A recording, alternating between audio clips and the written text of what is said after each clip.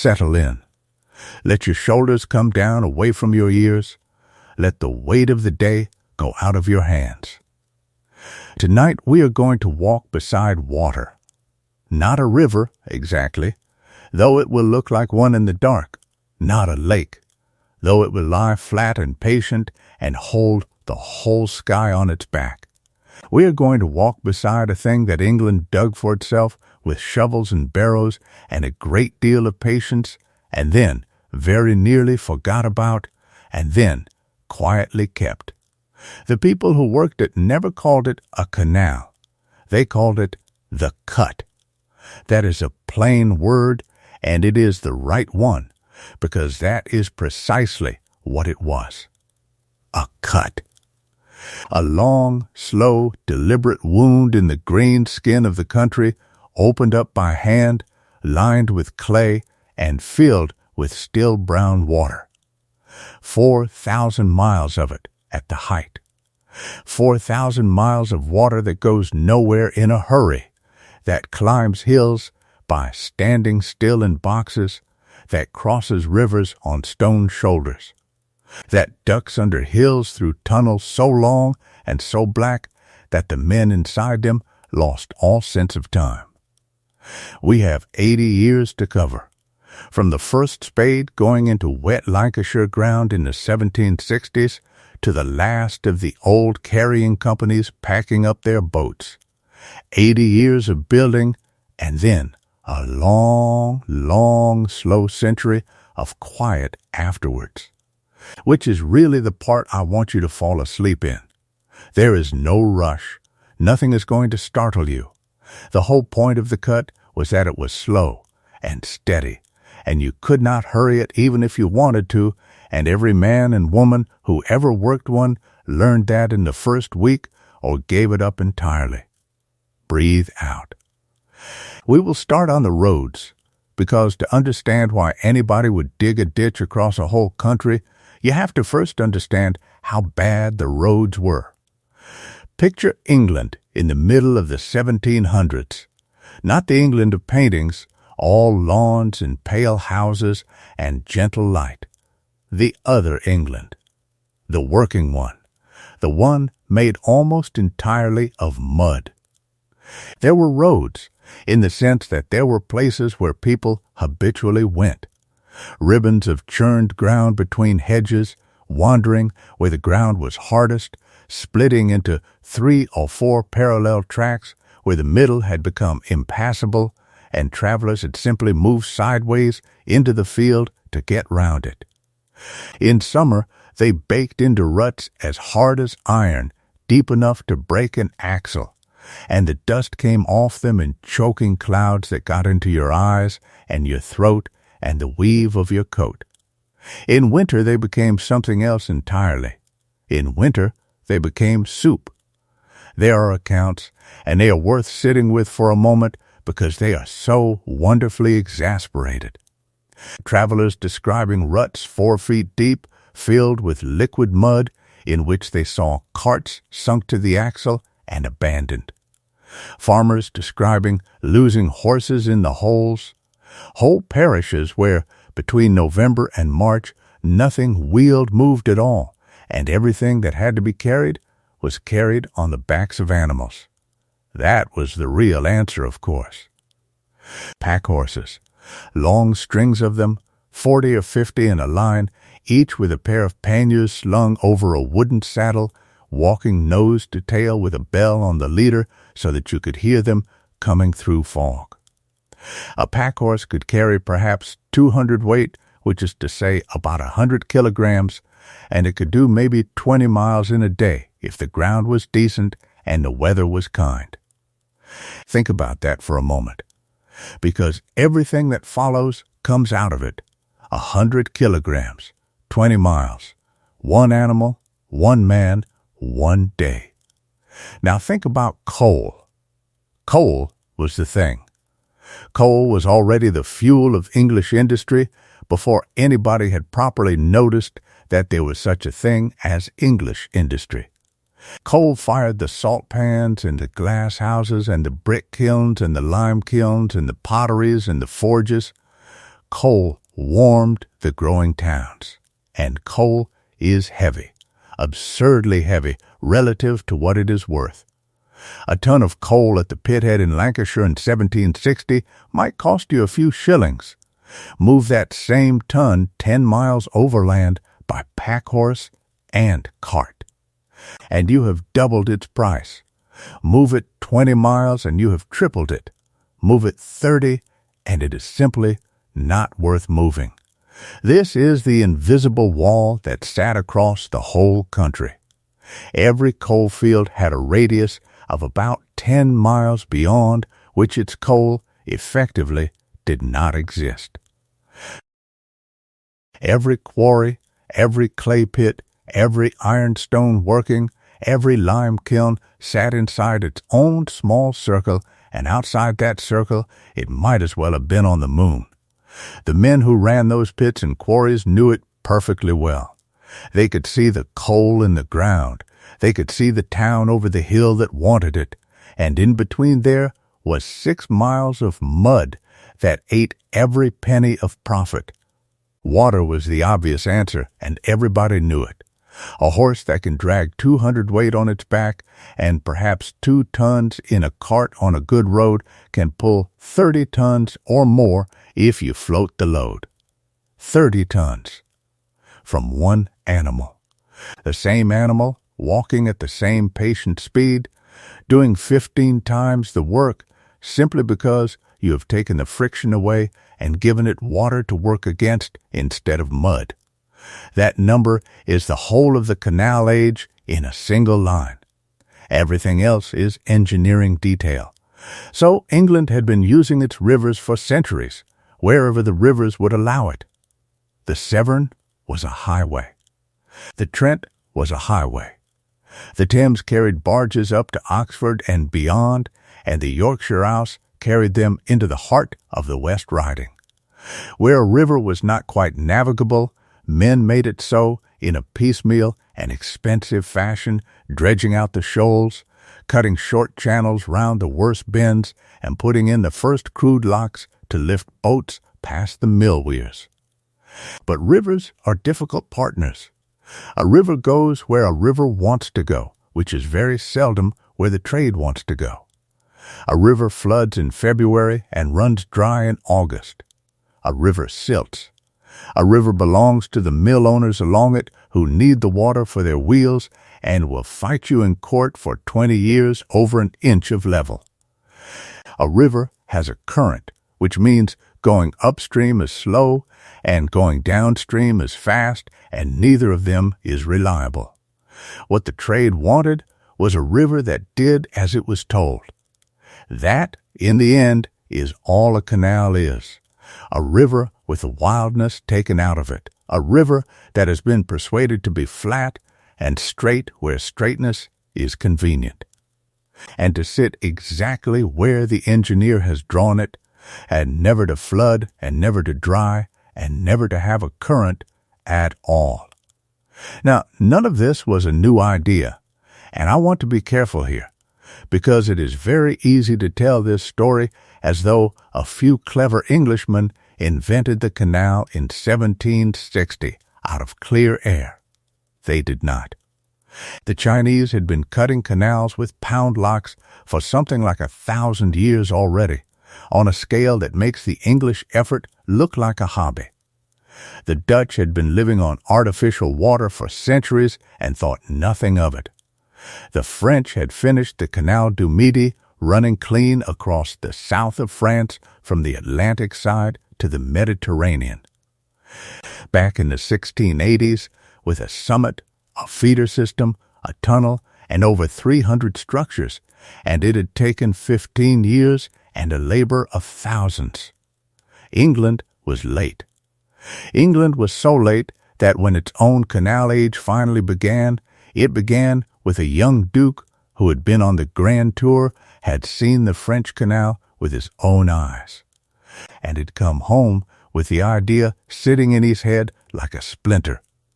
Let us go and stand in Lancashire then, in the year 1759, in a damp green landscape of small fields and small farms and a great deal of rain, The Duke was in his early 20s. He had inherited young. He had a coal field at a place called Worsley, about 7 miles out from Manchester. And he had a problem that will sound entirely familiar by now.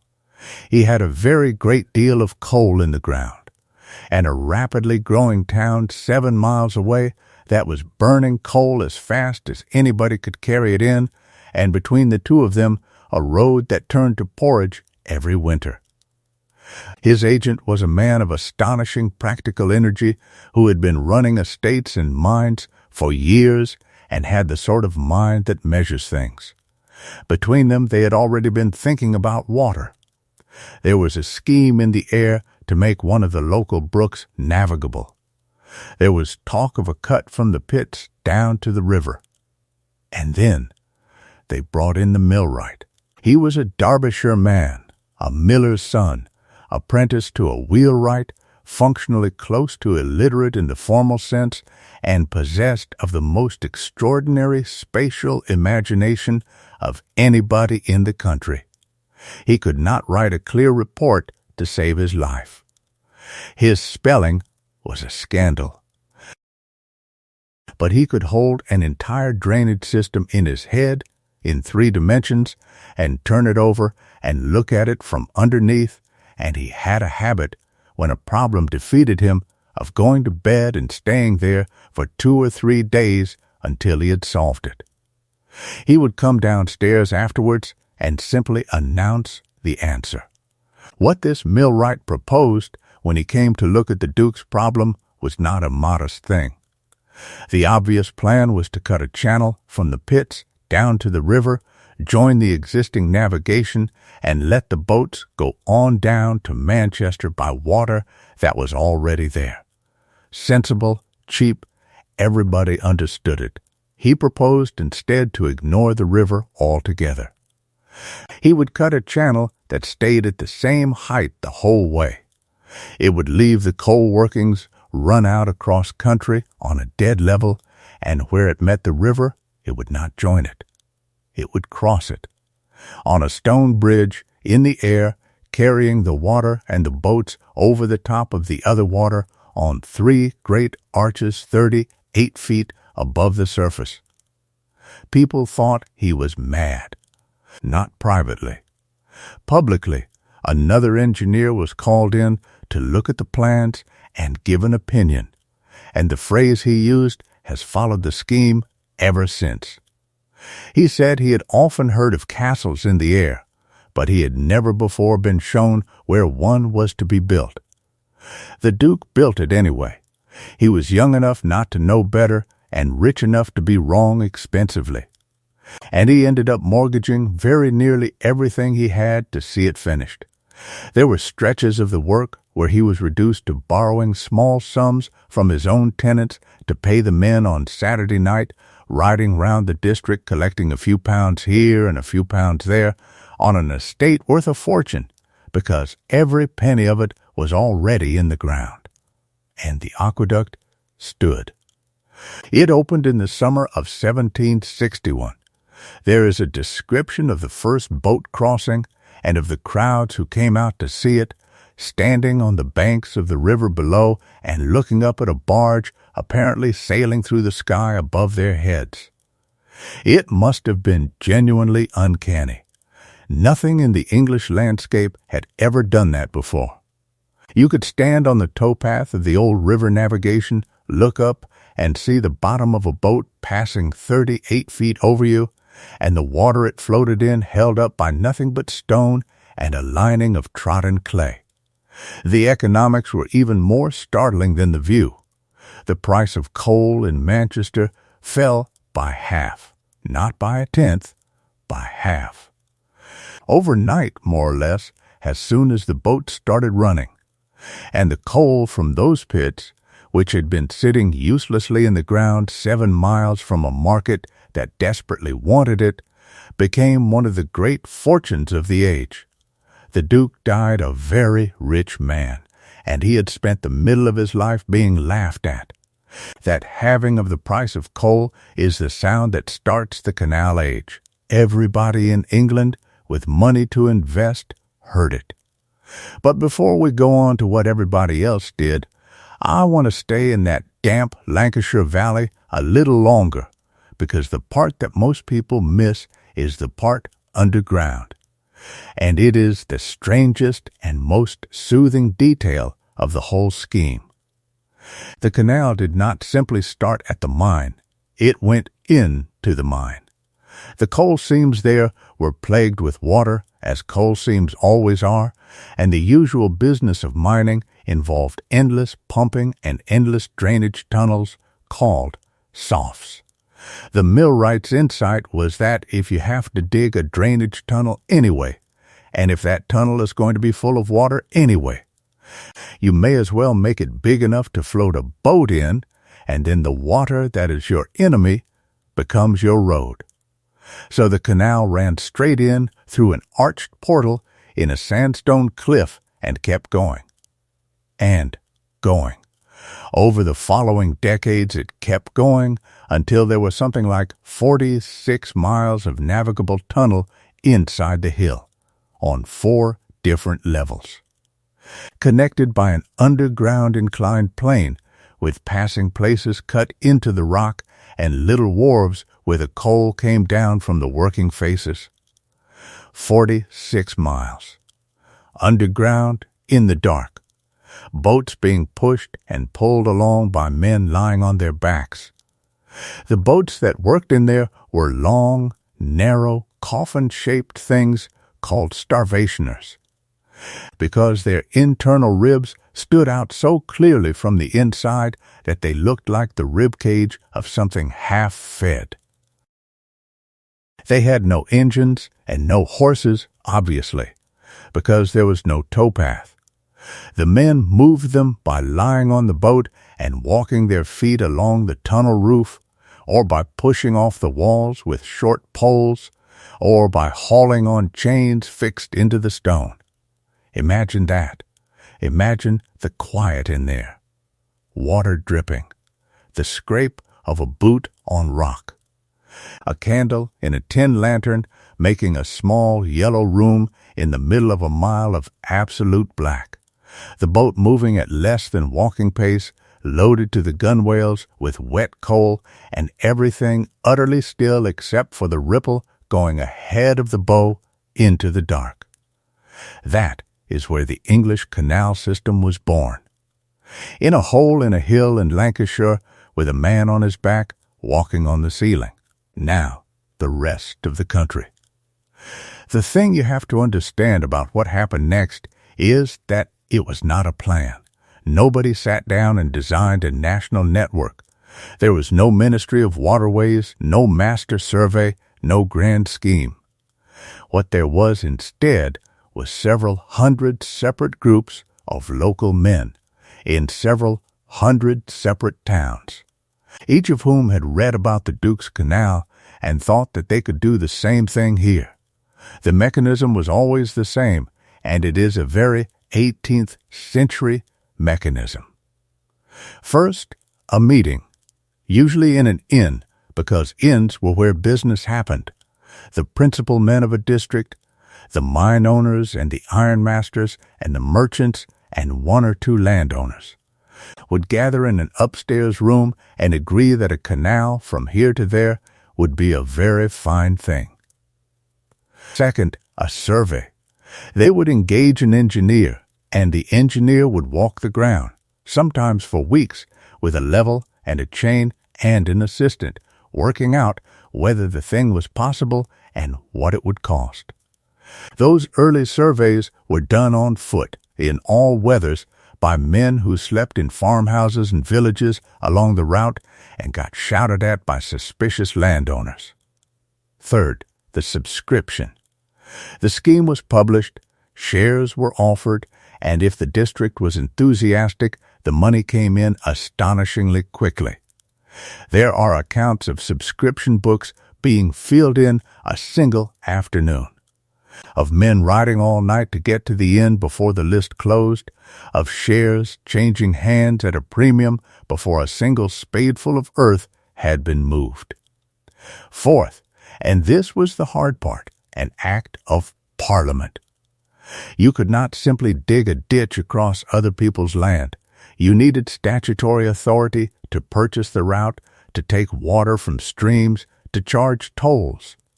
That meant a bill, and a bill meant London, and London meant committee rooms. And committee rooms meant every mill owner and turnpike trustee and rival canal company who stood to lose a shilling turning up to object at enormous length. Some schemes died there, in the committee rooms after their promoters had spent thousands. Others got through and were built.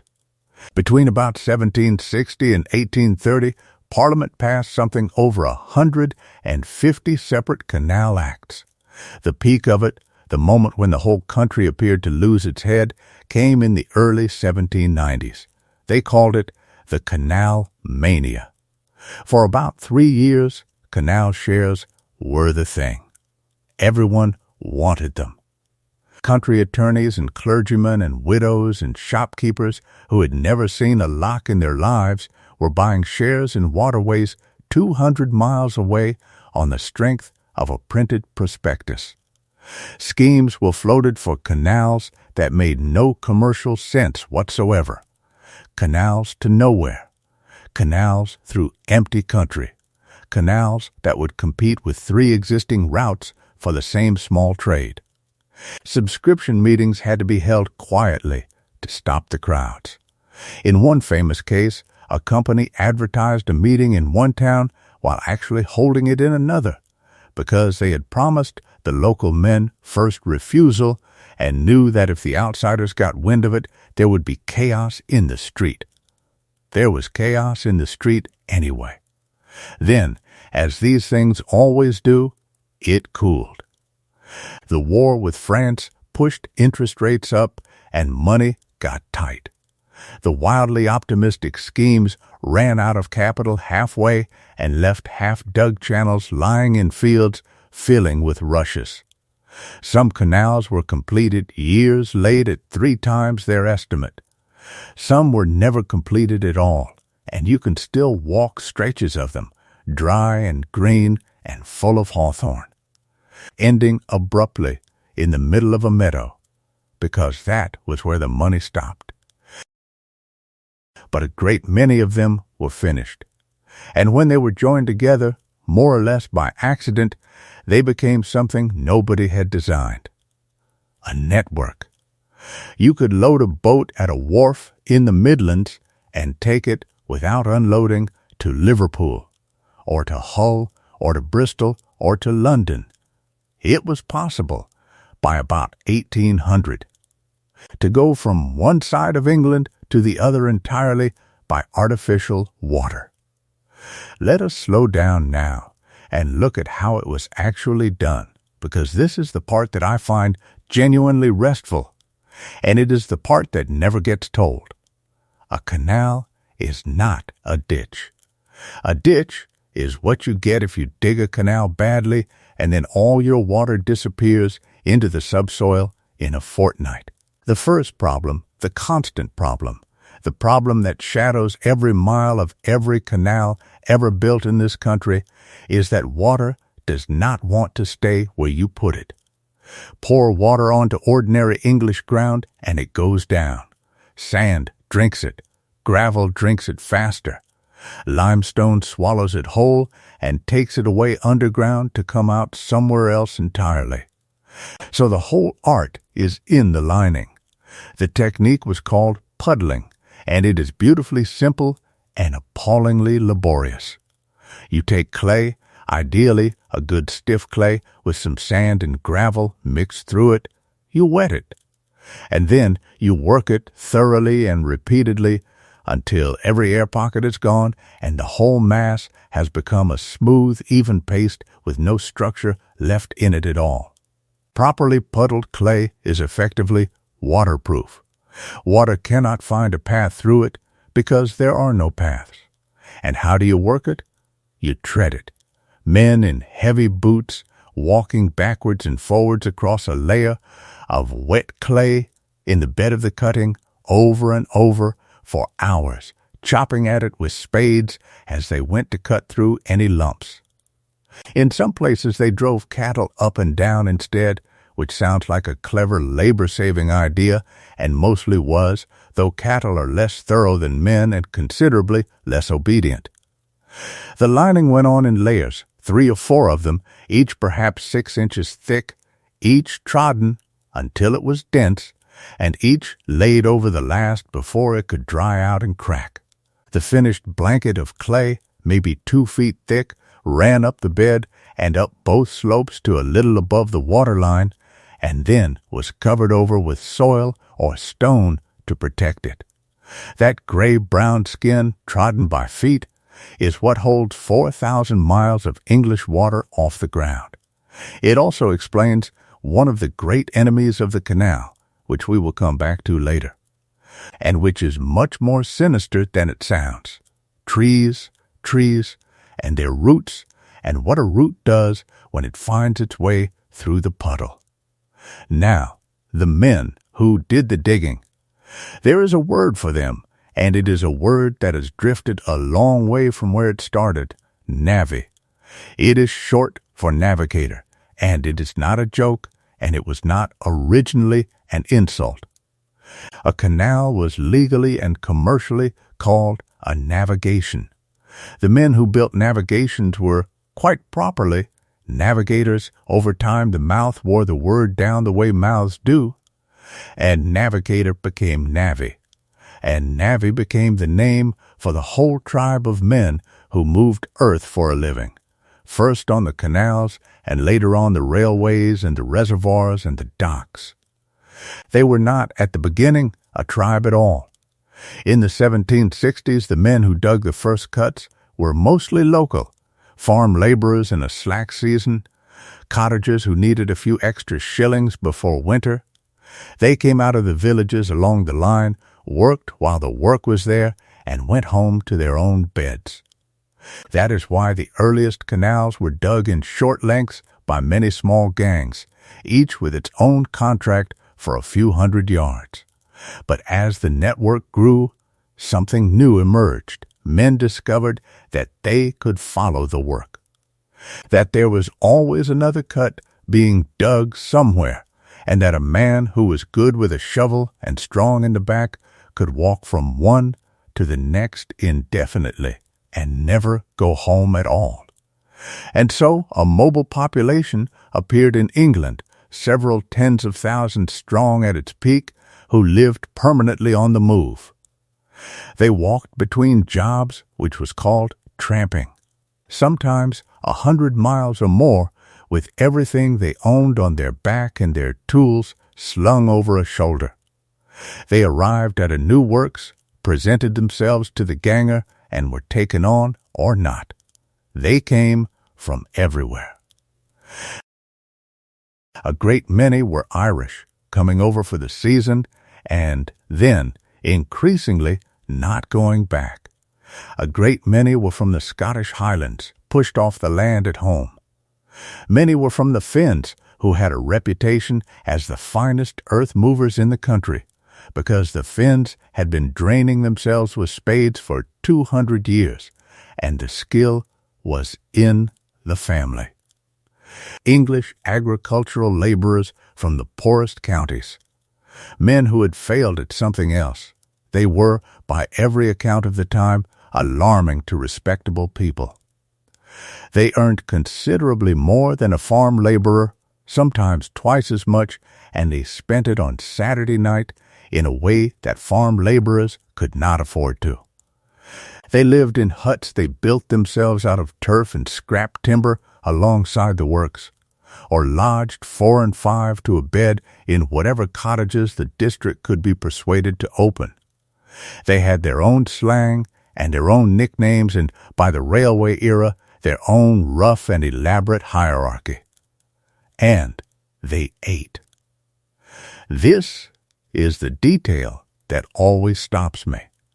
The standard estimate for a working navvy at the height of the earth-moving age is around 2 pounds of beef and 2 pounds of bread a day, washed down with a very great deal of beer, and the reason is simple arithmetic. A navvy in full work was reckoned to shift 20 tons of earth in a day. 20 tons lifted on a shovel, one shovelful at a time. And a good many of those shovelfuls lifted above his own head. That is the number I would like you to hold as we go on.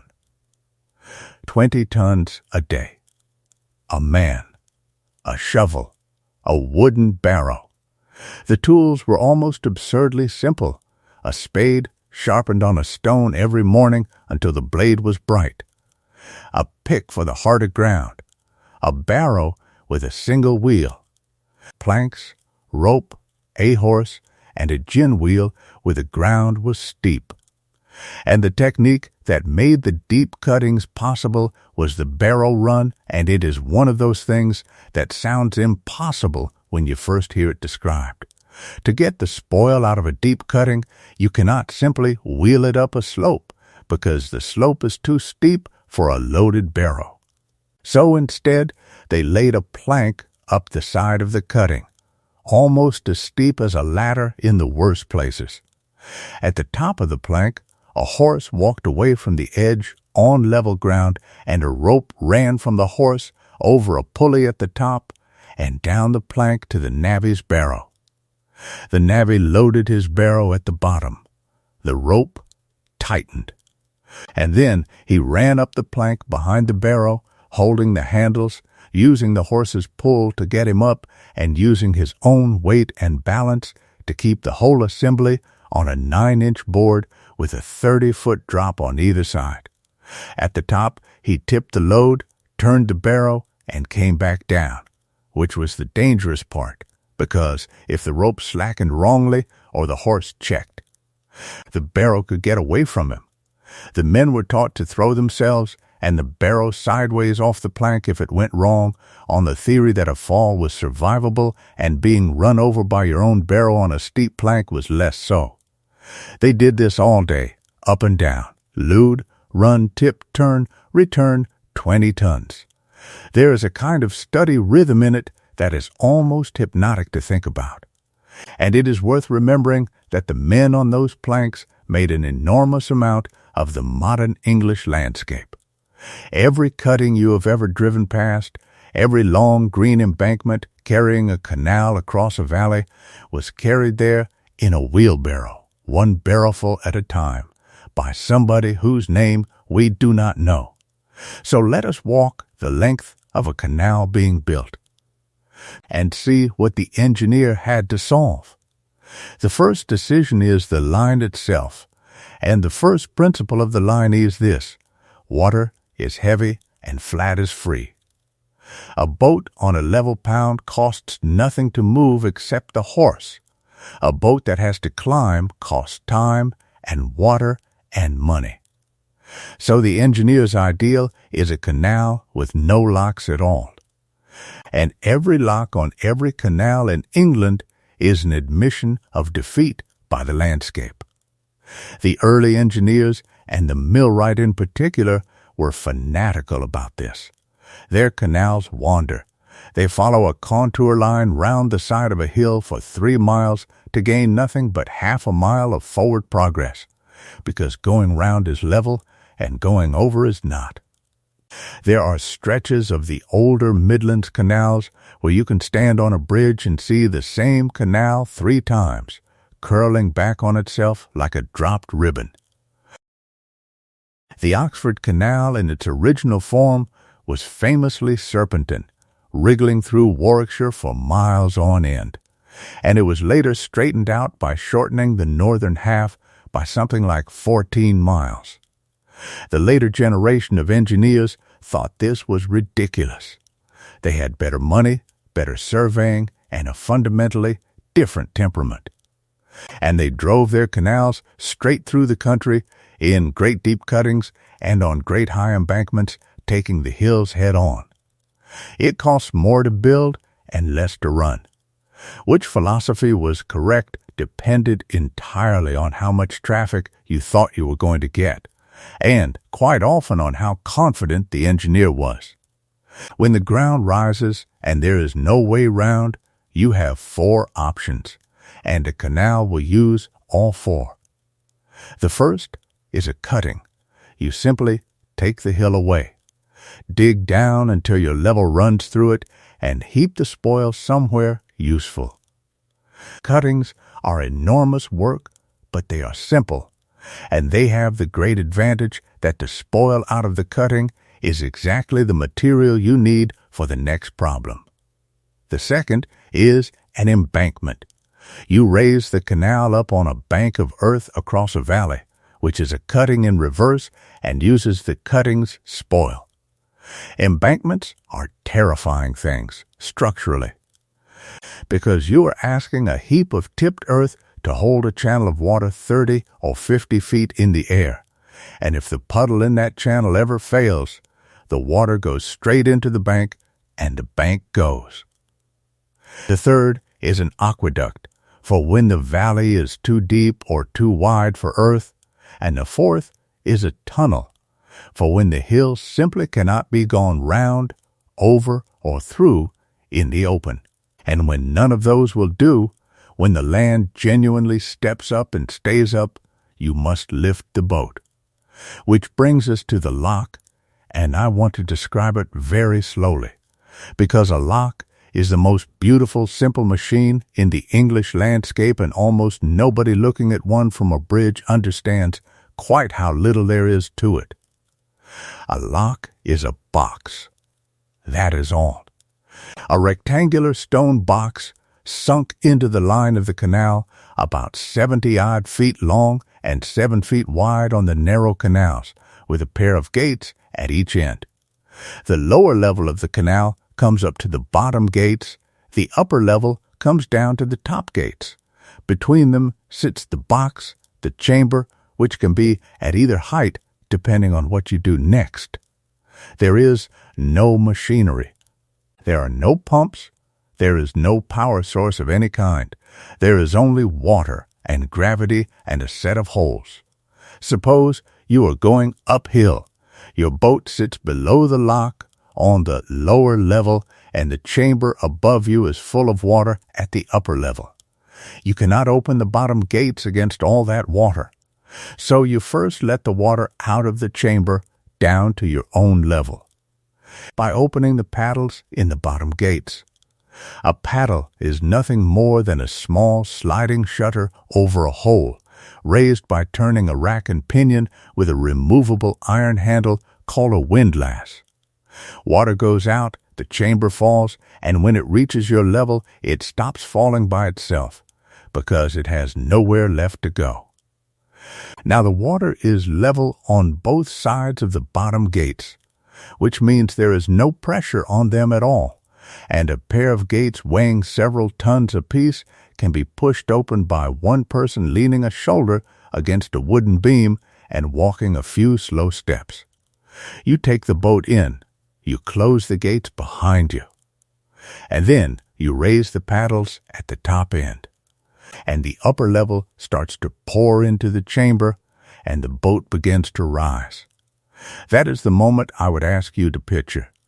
The boat, 70 feet of it, 70 tons of coal in it, coming up out of a stone box in complete silence, apart from the rush of water at the far end, lifted 8 or 9 feet into the air by nothing but the weight of the pound above it.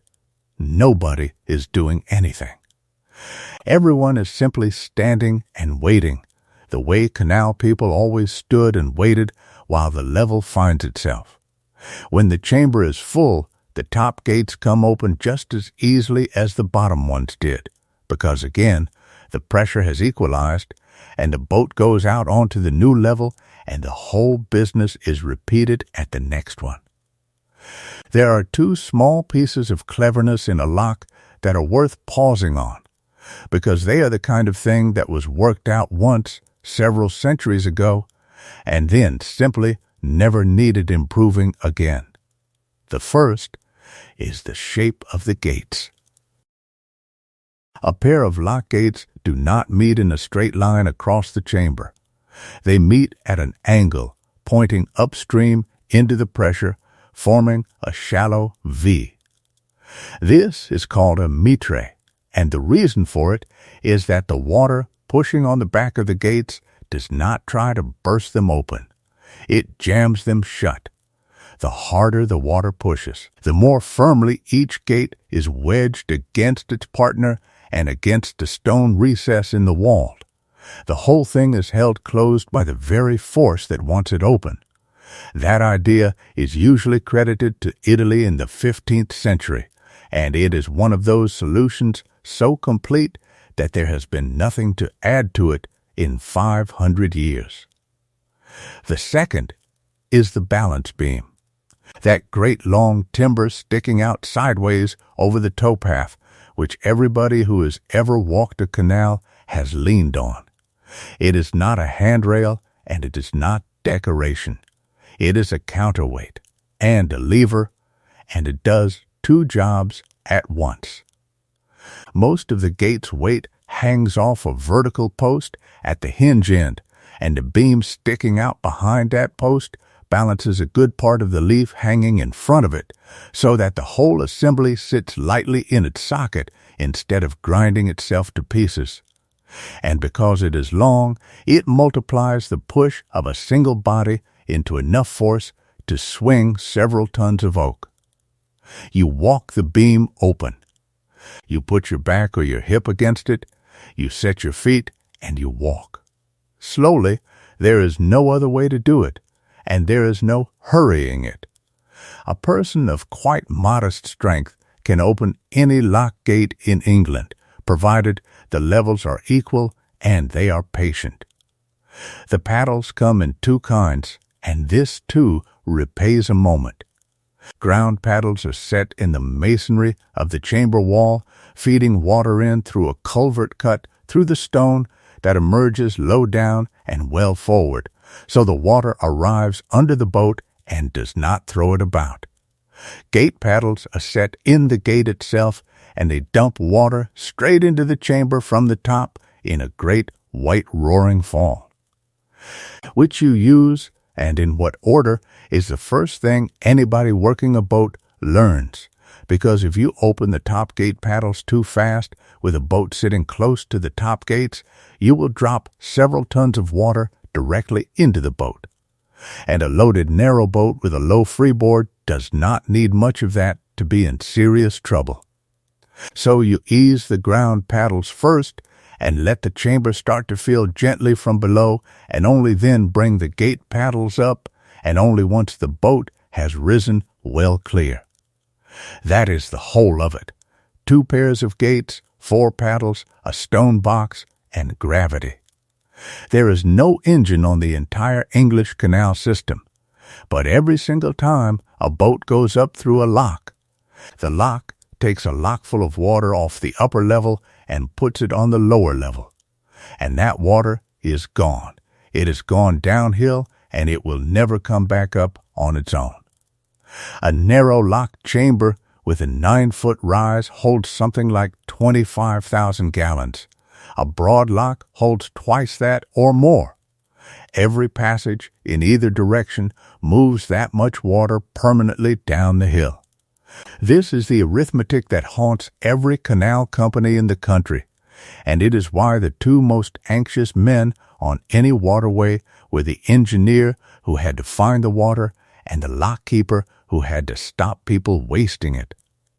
Consider a canal that has to climb over a range of hills. It comes up from one side through a series of locks, runs along a summit level, and goes down the other side through another series of locks. Every boat that crosses in either direction draws water from the summit and sends it away downhill, in both directions, permanently, and the summit is exactly the place where there is the least water available, because a summit, by definition, is high ground, and high ground has very little catchment above it. So the summits had to be fed, and feeding them was the great unglamorous engineering problem of the age. Reservoirs were built in the hills above, with their own dams and their own long feeder channels contouring for miles round hillsides to bring the water in. Streams were tapped and diverted. Where the canal ran near a river, the company negotiated or fought. for the right to take a fixed quantity. Where nothing else would serve, they installed steam-pumping engines whose entire job was to lift water that had come down through the locks all the way back up to the summit again to be used a second time. There are engine houses on the English canals whose beam engines ran for 150 years doing nothing but this: picking water up off the bottom of a flight of locks and putting it back at the top, round and round, day and night, so that the same water could go down the hill again and again. And there were subtler tricks. Side ponds, for example. A side pond is a shallow basin dug beside a lock connected to the chamber by its own paddle. When you empty the lock, instead of sending all the water downhill, you first let the top half of it run sideways into the side pond and hold it there. Then, when you next fill the lock, you take that half back out of the pond before you draw on the pound above. Net effect: you have saved half a lockful of water on every cycle, at the cost of 2 extra paddles and a bit of patience. They also built staircases. A staircase lock is one where the top gates of one chamber are the bottom gates of the next, so that the chambers are stacked directly on top of each other with no pound in between. Staircases save an enormous amount of length and masonry where the ground drops away steeply, and they are extraordinary things to look at. A run of chambers descending like steps in a stone stair. They are also slow, and they are unforgiving, because you cannot pass 2 boats in a staircase, and a boat that starts up one must go all the way through before another can start down. The great flights of locks are among the most impressive things in the British landscape, and almost nobody goes to look at them. There is a flight in the Devizes country in Wiltshire where 29 locks lift the canal up the side of a hill. 16 of them in a dead straight line, one after another, with their side ponds beside them, and the whole staircase visible at once from the bottom. Rising away from you in a series of white gates. Working a boat up, it takes 5 or 6 hours. There is a flight in Worcestershire of 30 locks. There is a flight at Tartabig, also in Worcestershire, of 30 locks in 2¼ miles, which is the longest in the country, lifting boats 220 feet. 220 feet, one bucket at a time, using nothing but water that fell as rain on the hills above. Now the tunnels, which are the strangest part of the system, and which produced its most peculiar occupation. When a hill could not be gone round or cut through in the open, the engineers went underneath, and the canal tunnels of England are, even now, remarkable pieces of work.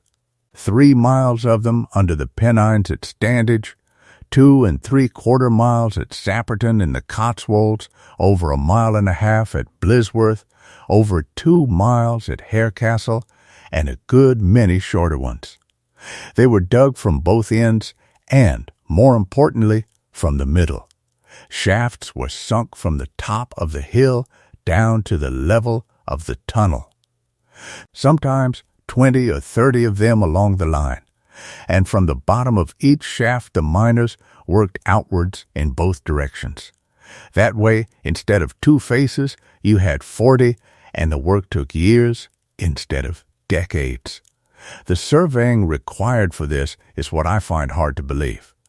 To sink a shaft 200 feet through solid rock from a moor at the top of a hill, and have it come out within a foot of the line you have drawn, and then to dig sideways in the dark from the bottom of that shaft and meet another gang coming the other way, using nothing but a chain, a level, a plumb line, and a good deal of arithmetic done by candlelight. The great tunnels were driven that way, and they met, not always neatly. There are tunnels where the 2 headings met with a kink in them, and the kink is still there, and boats have gone round it for 200 years. There is a famous one where you can see the join.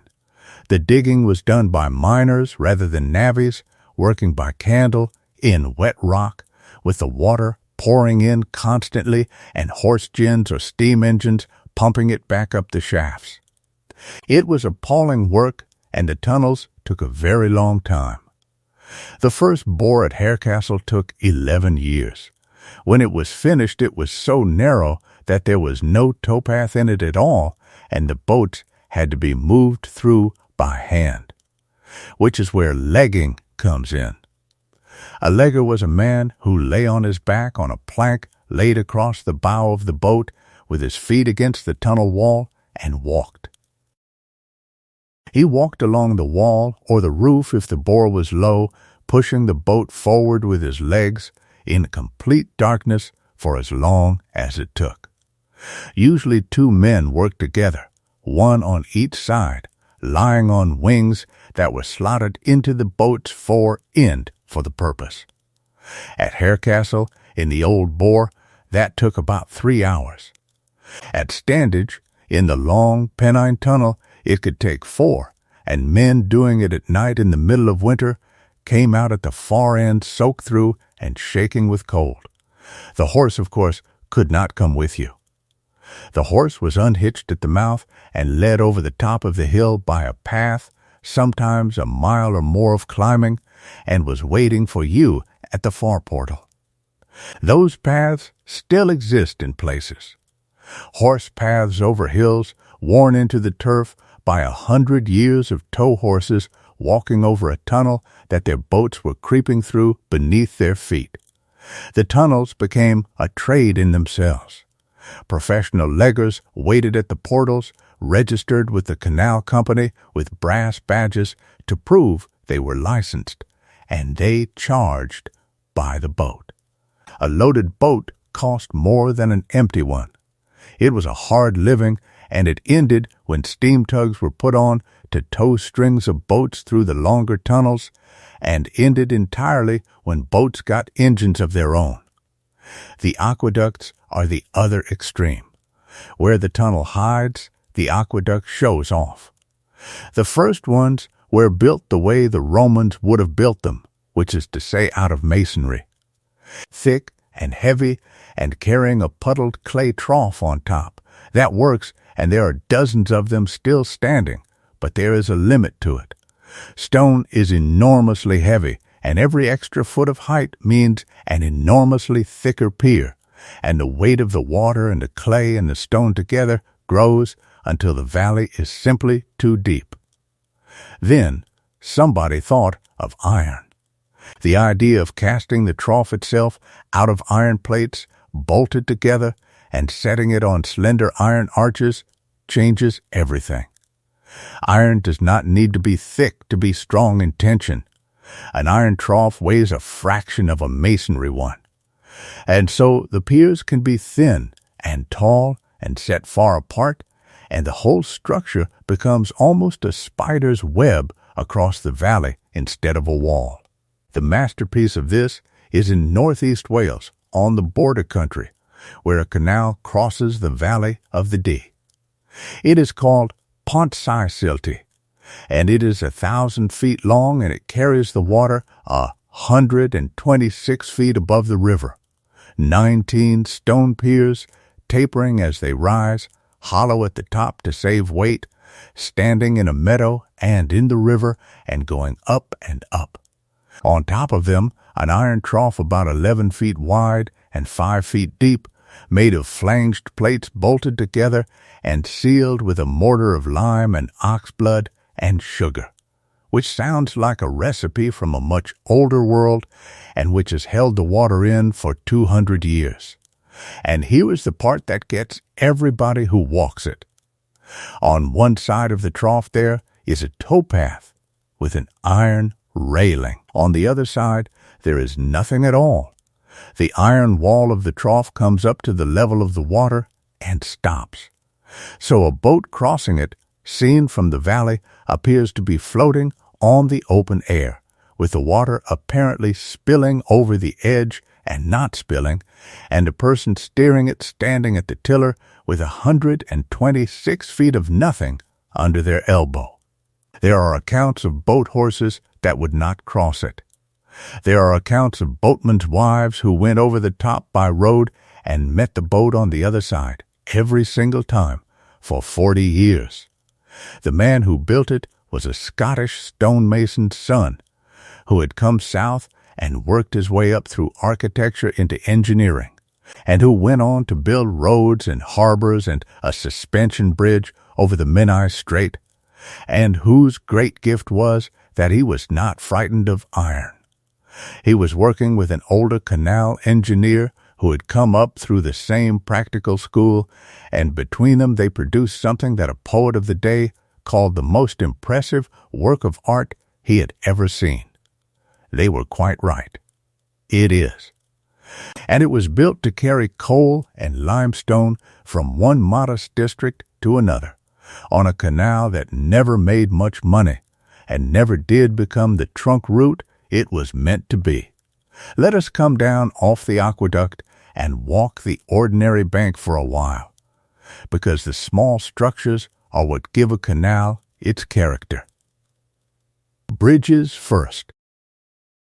A canal cut through farmland cuts farms in half, and every farmer whose land you divide has a right, written into the act, to get from one half to the other.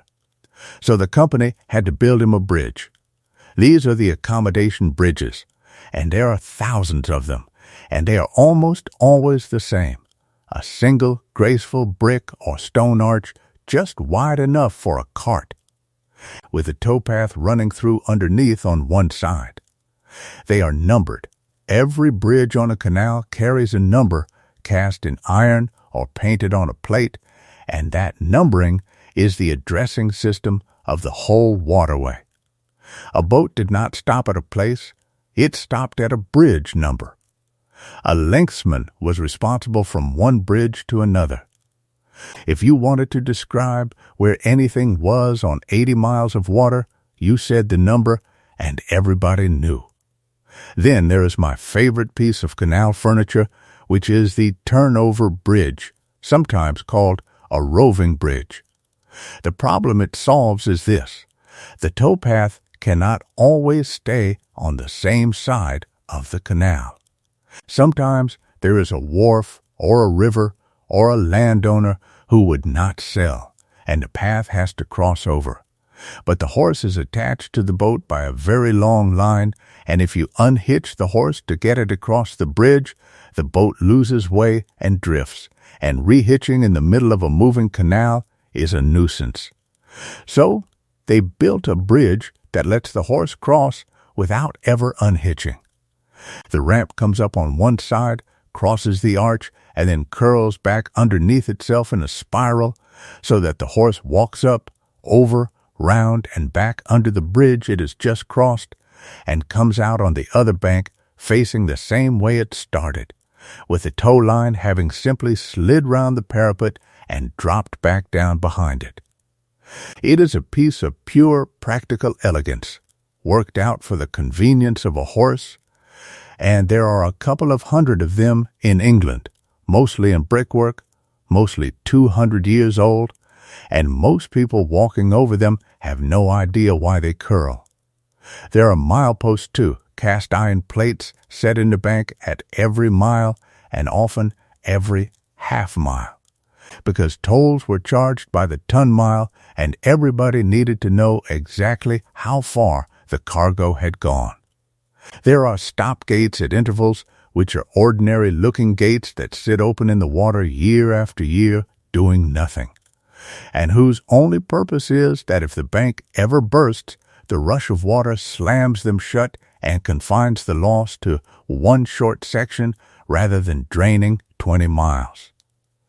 There are overflow weirs, low stone lips at the edge of the towpath where surplus water slides away almost silently into a brook below, keeping the level exactly where it should be, self-regulating, needing nobody. And there is the towpath itself, which is a made thing, not a footpath that happened. It was built up and drained and graveled, and it had to be firm enough for a horse's hooves and clear enough that the tow line would not snag. On the older canals, it is very narrow. On the busier ones, it is wide and hard. Now, the boat. Everything about the English narrow boat comes from one decision made early on and then locked in forever, and the decision was about money. A broad canal with locks 14 feet wide can take a barge carrying 70 or 80 tons. That is obviously better. But a broad lock uses twice as much water on every cycle, costs far more to build, and its tunnels and bridges and aqueducts must all be twice the width, which more than doubles the cost of the entire waterway. So on the early Midlands canals, where money was tight and water was scarce and the summits were high, they built narrow. Locks 7 feet wide and about 72 feet long, and that box, 72 by 7, defined the shape of English inland shipping for the next 2 centuries. A narrowboat is 6 feet 10 inches wide, so that it fits with a couple of inches to spare. It is around 70 feet long. It draws about 3 feet loaded, and it carries between 25 and 30 tons. It is an extraordinary shape, 10 times as long as it is wide. If you have only ever seen one in a photograph, you have not really understood how absurd the proportions are. It is a floating plank, and that shape is not a design choice at all. It is a fossil. The exact negative impression of a lock chamber built in 1770 by men who were trying to save money on masonry. They were built of oak and elm at first, with elm bottoms, because elm has the useful property of lasting almost indefinitely as long as it stays permanently wet. Later they were built of iron sides on elm bottoms, which is called composite, and later still all of steel. A wooden boat was built by eye in a boatyard by men who worked from experience rather than drawings.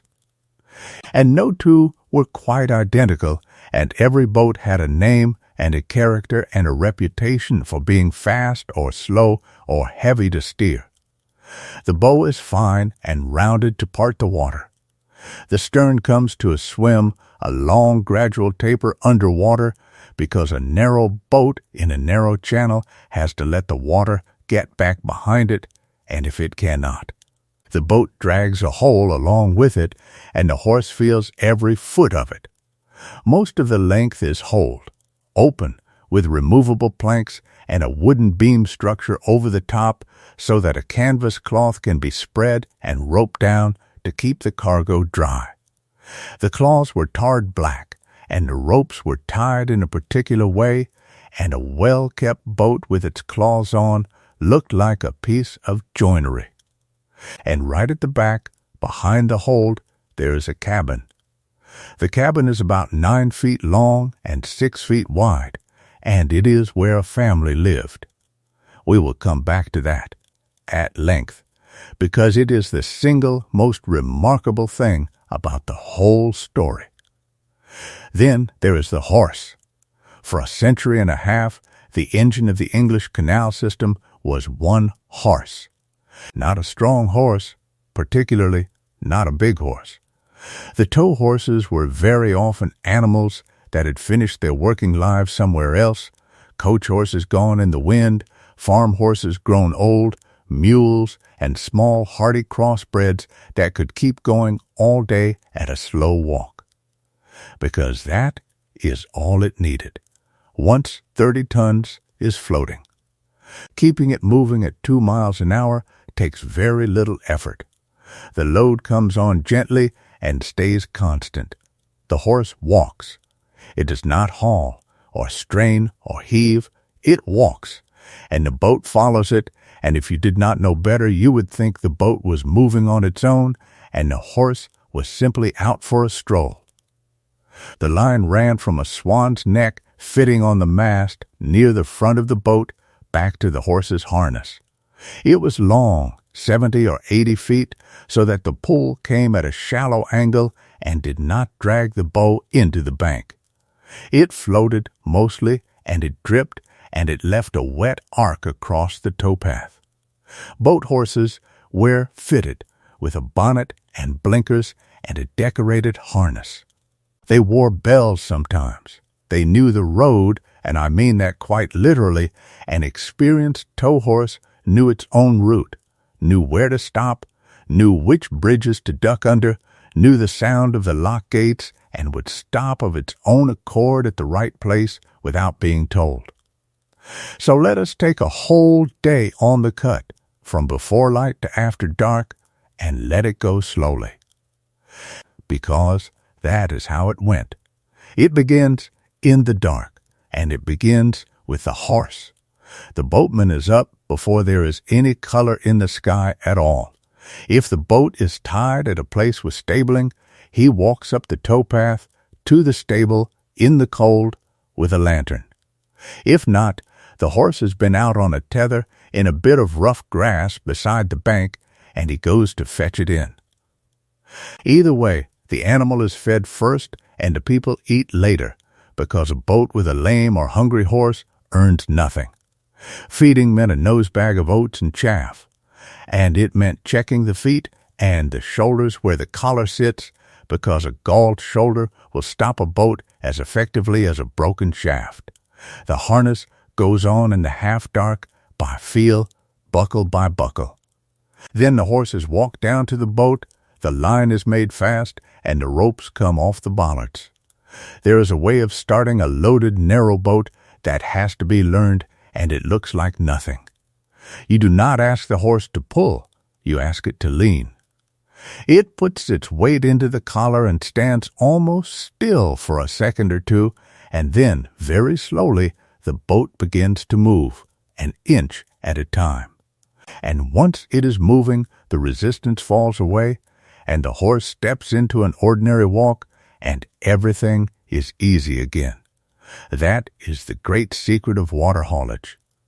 It is not that moving is easy, it is that once you are moving, staying moving is nearly free.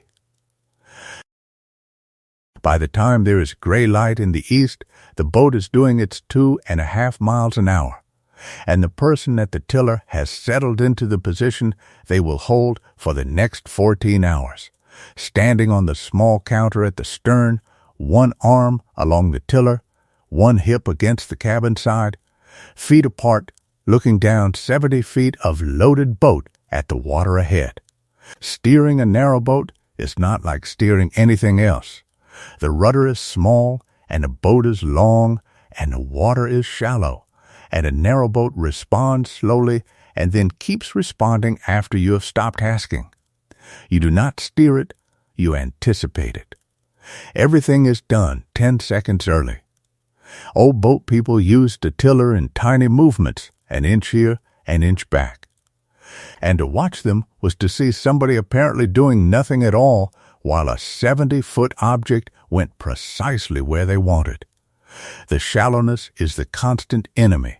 A loaded boat in a shallow canal squats down at the stern and slows almost to a stop if you let it get too close to the bank, because there is not enough water underneath to let the boat's displacement get past it. The trick is to keep to the deep water in the middle of the channel and only come out of it when you must. Boat people could tell by the feel of the tiller and the sound of the water exactly how much was under them. The first bridge comes up. A bridge hole is narrow and the canal narrows into it, and there is no room for two. So there is an etiquette, worked out over generations and understood by everyone. The boat that gets there first goes through, the other waits, and if there is any doubt, the loaded boat has right of way over the empty one, because stopping a loaded boat costs far more than stopping an empty one. Passing another boat on an open pound is done left side to left side, keeping to the right, which is the opposite of the road. And it involves a small piece of choreography with the horses, because two tow lines crossing is an expensive tangle. The boat coming the other way stops its horse and lets its line go slack and sink to the bottom, and the passing boat simply goes over the top of it, and then both lines come up and both horses walk on again, and nothing is said and nobody stops. Then the first lock of the day. If there are two people on the boat, one stays at the tiller and one goes ahead.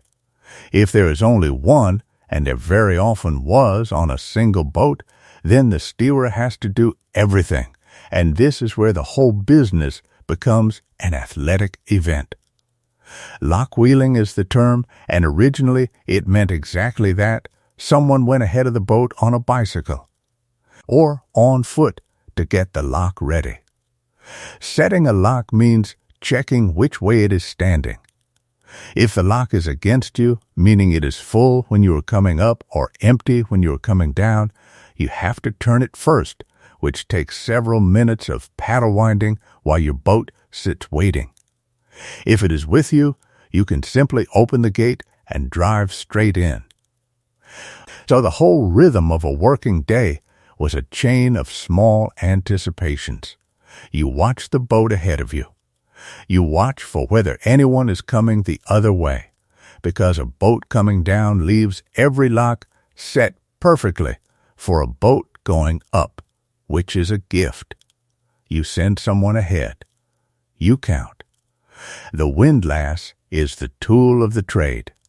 A short iron crank with a square socket carried tucked into a belt, and every boat person had their own and lost it regularly, because a windlass left on a paddle and knocked into the lock is gone forever, and there are said to be thousands of them lying in the mud of English lock chambers to this day.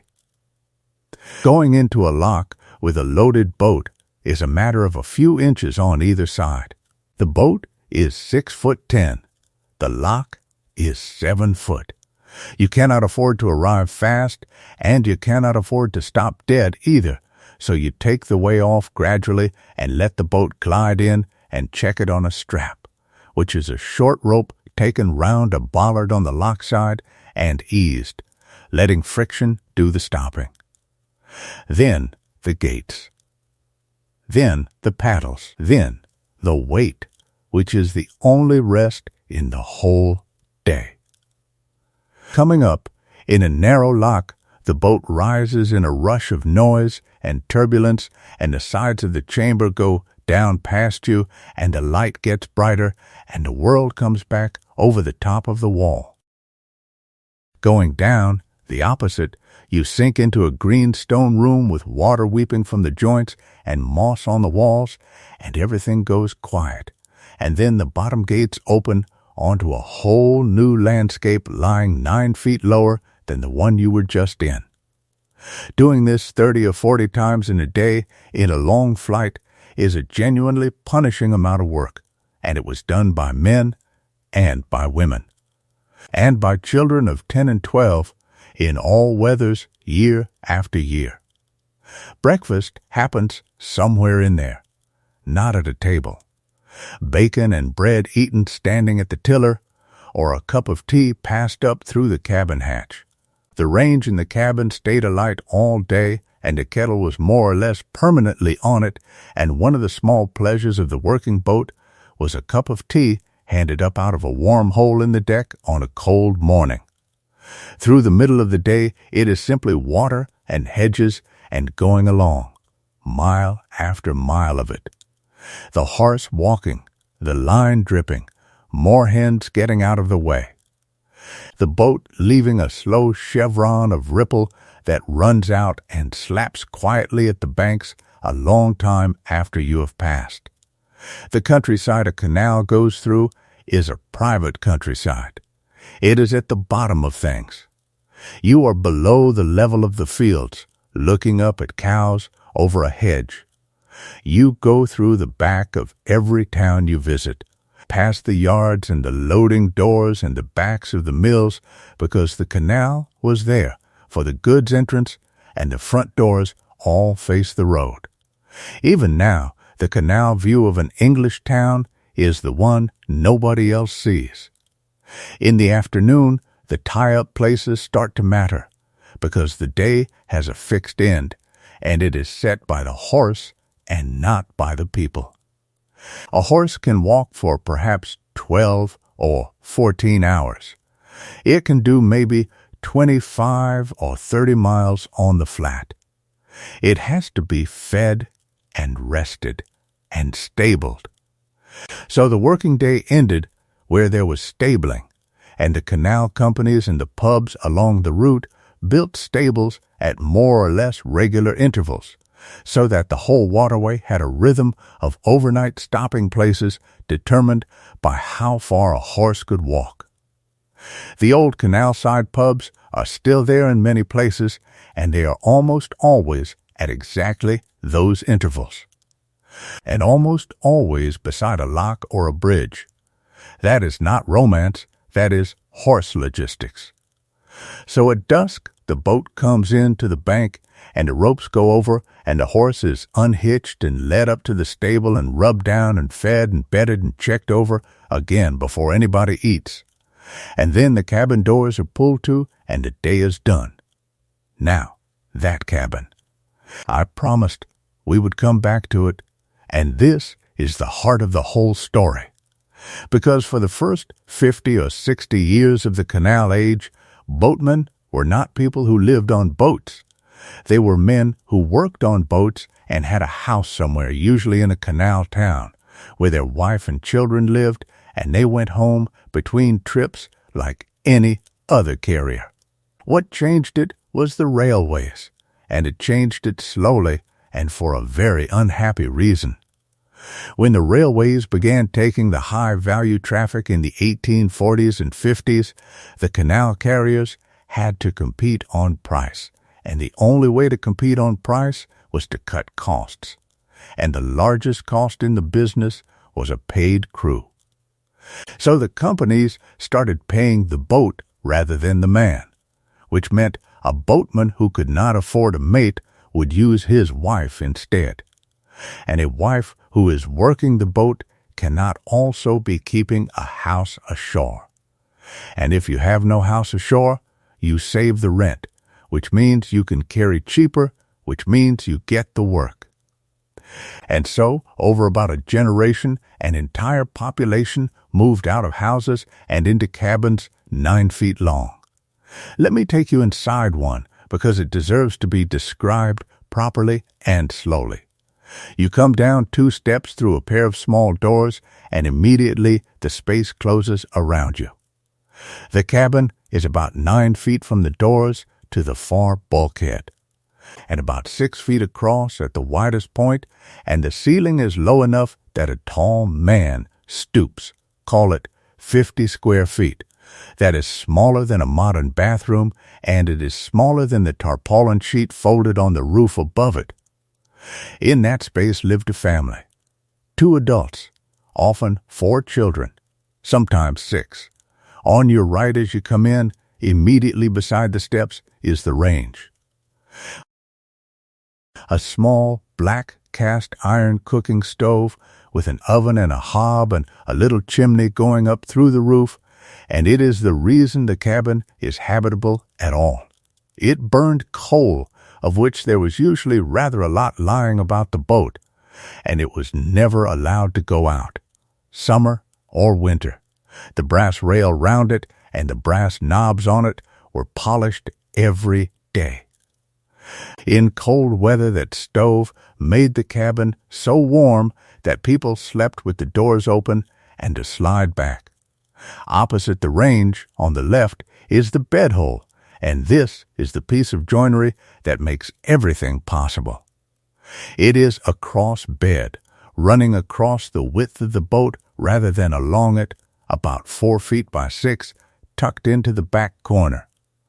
During the day it is shut away behind curtains or folded up flat against the side, and in the evening it comes down and fills that end of the cabin entirely. Between them, on the bulkhead, is the table cupboard. This is a cupboard door hinged along the bottom, which lets down to become the table with the cupboard shelves behind it. Nothing in that cabin does only one job. The step is a coal box. The seat is a locker. The bed folds. The table is a door.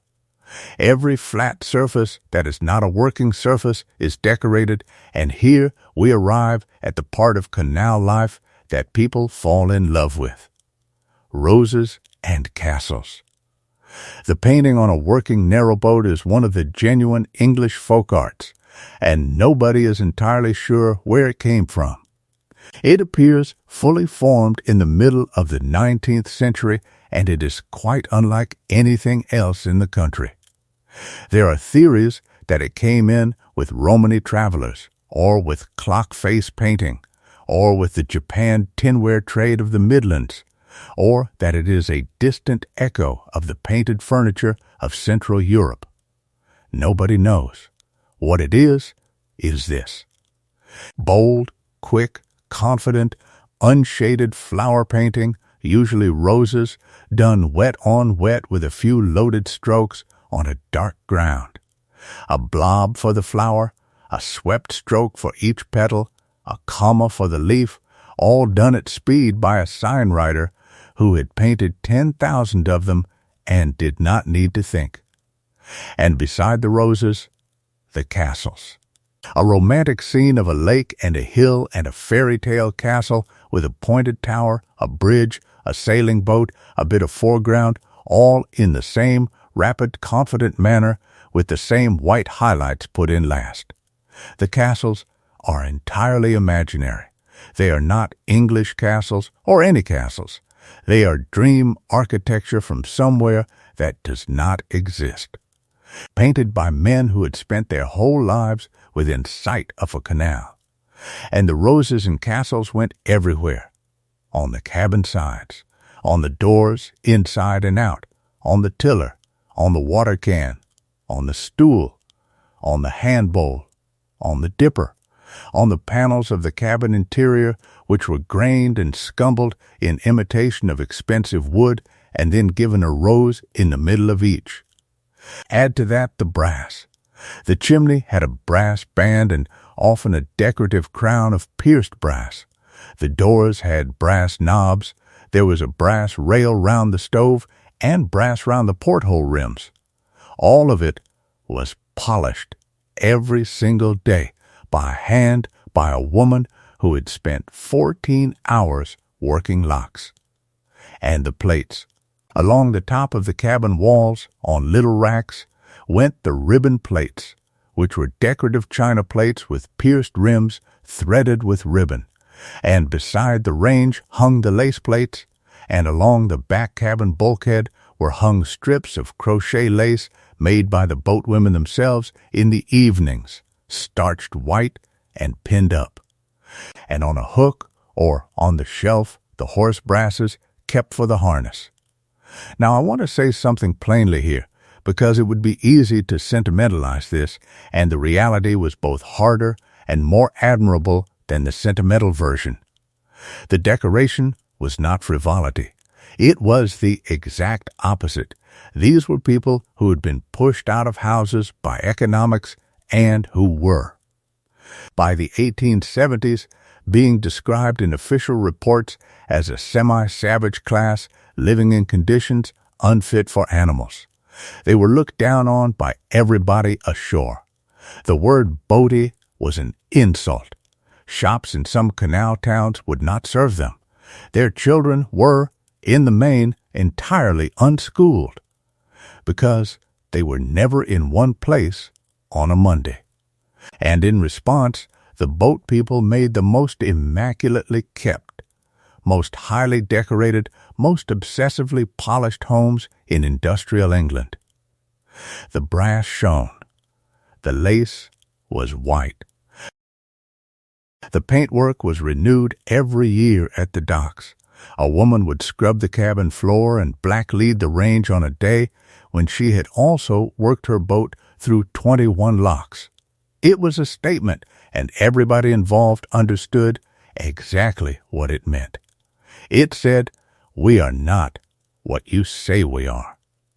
There was a very strict domestic order to it, too. Boots came off at the step. The cabin was for clean things. Washing was done on the towpath or on the counter, and the drying was hung in the hold or along a line above the cargo, and if you look at photographs of canals in the 1890s, half of them have laundry in them. Water came from a tin can, not a tap, a can.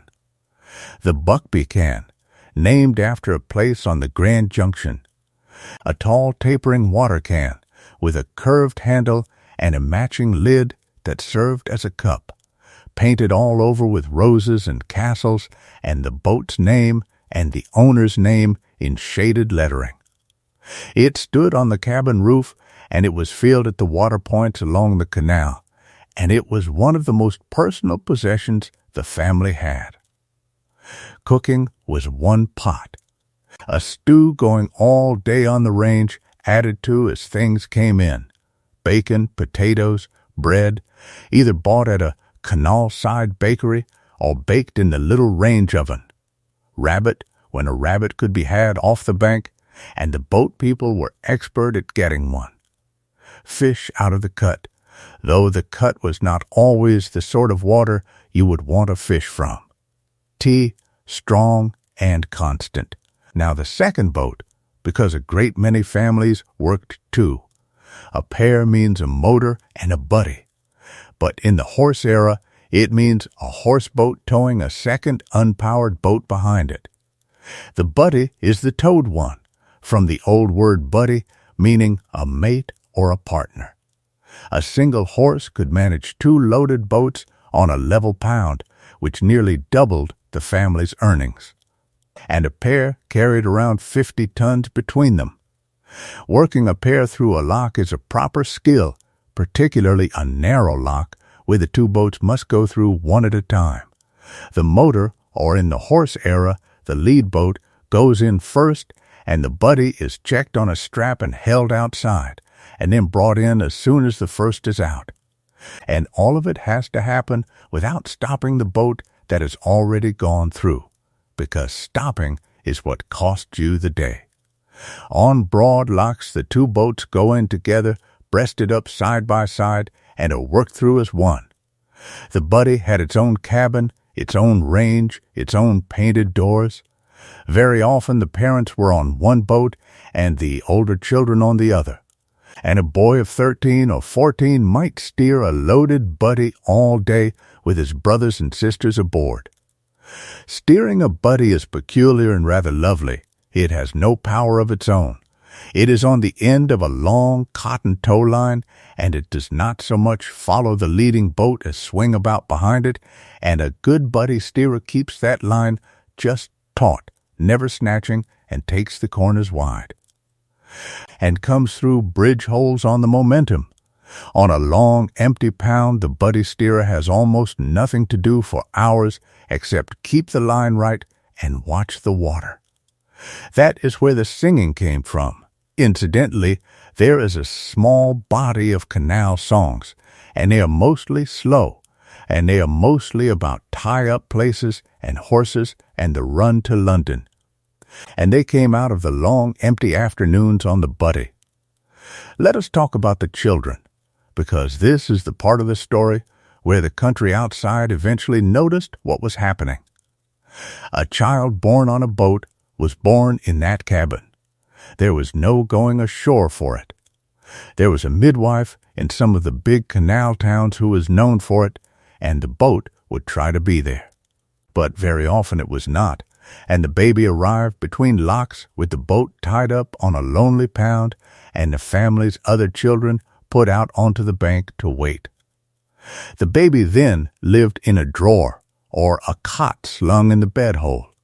Toddlers were tied. That sounds appalling, and it is simply true.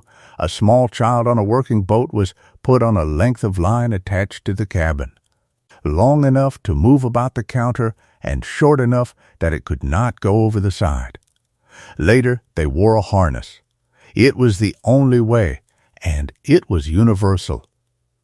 By 6 or 7, a child was working. Leading the horse along the towpath was the classic first job, walking beside its head for hours. By 10, they were winding paddles, though a child of 10 cannot always shift a stiff paddle and would hang their whole weight off the windlass. By 12 or 13, they were steering, and virtually none of them could read. In the 1870s, a reformer took the matter up. He had been a brickyard child himself, put to work at 7. And he had already run a long campaign about children in the brickyards before he turned his attention to the canals. He wrote pamphlets. He wrote letters. He counted boats, and he counted children, and he published the numbers, and the numbers were startling. Something like 80,000 people living afloat, and their children almost entirely outside the reach of the school boards and the sanitary inspectors, because those bodies were organized by parish, and the boat families belonged to no parish at all. The result was the Canal Boats Act of 1877 and a Strengthening Act in 1884. What the acts did was practical rather than grand.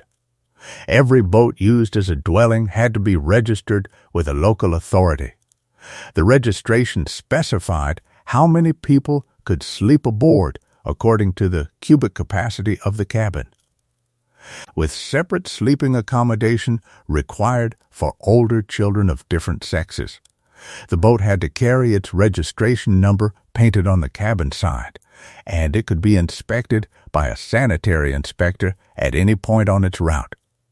And the Education Acts were extended so that a boat child was supposed to attend school wherever the boat happened to be. The registration worked reasonably well. You can still see the numbers on preserved boats painted in a small panel, the registering town, and a number. The schooling never really worked at all. A boat is in a different town every day. A child could not be enrolled anywhere, could not follow a lesson, could not be known to a teacher, and was in practice sent in for a morning here and a morning there where a school could be found near a wharf.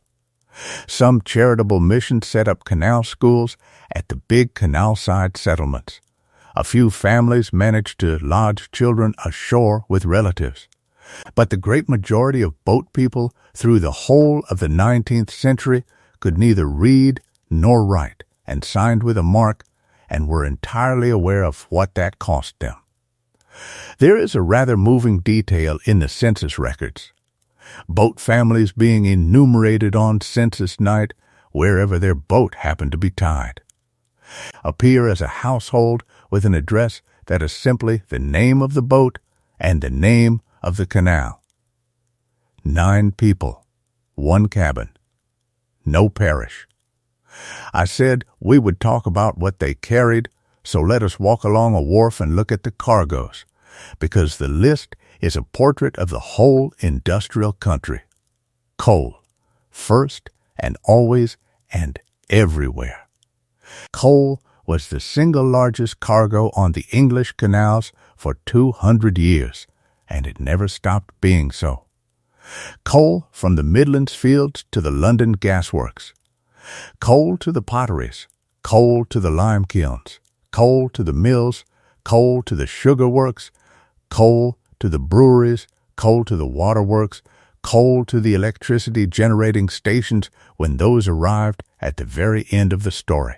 When almost everything else had gone to the railways and then to the roads, coal was still moving by water, because coal does not care how long it takes to arrive.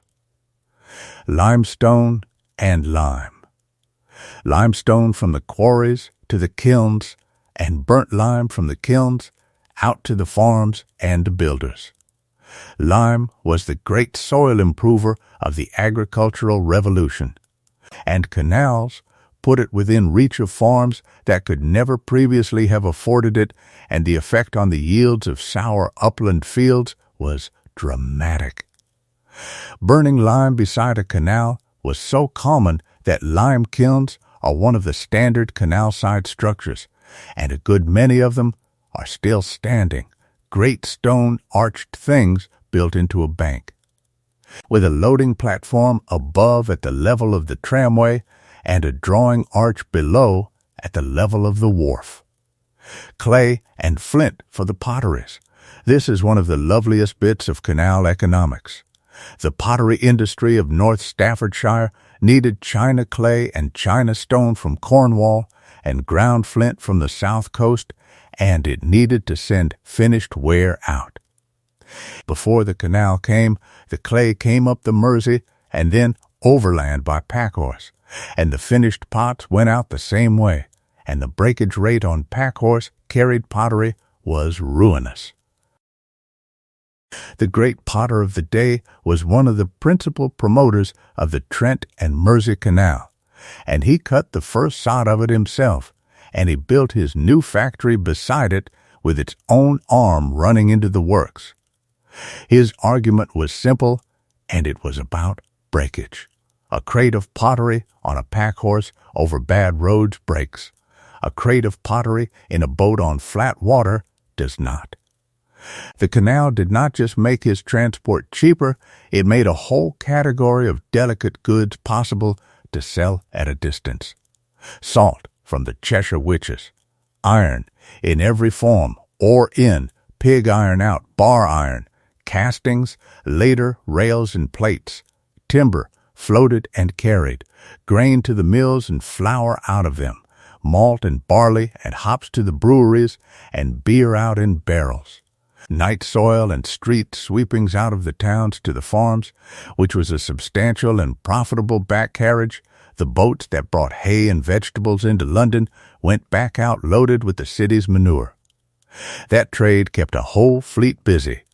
Ice, in the days before refrigeration, cut from ponds and canals in hard winters or imported from Norway, and carried to the ice wells of the big towns, packed in straw.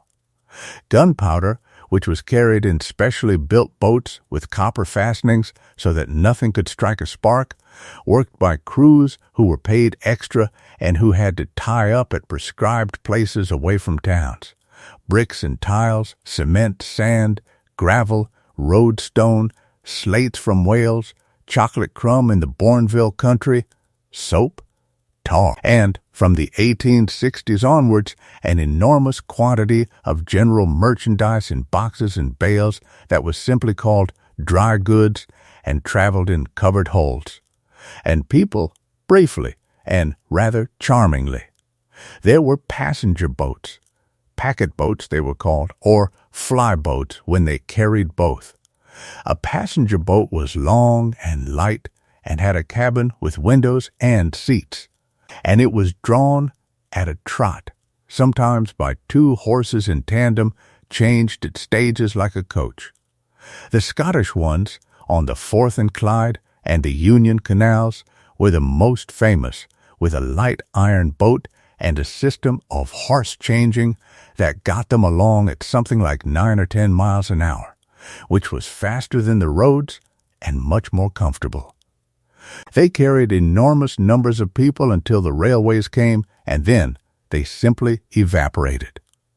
For a while before the railways, the packet boat was the pleasantest way to travel in Britain.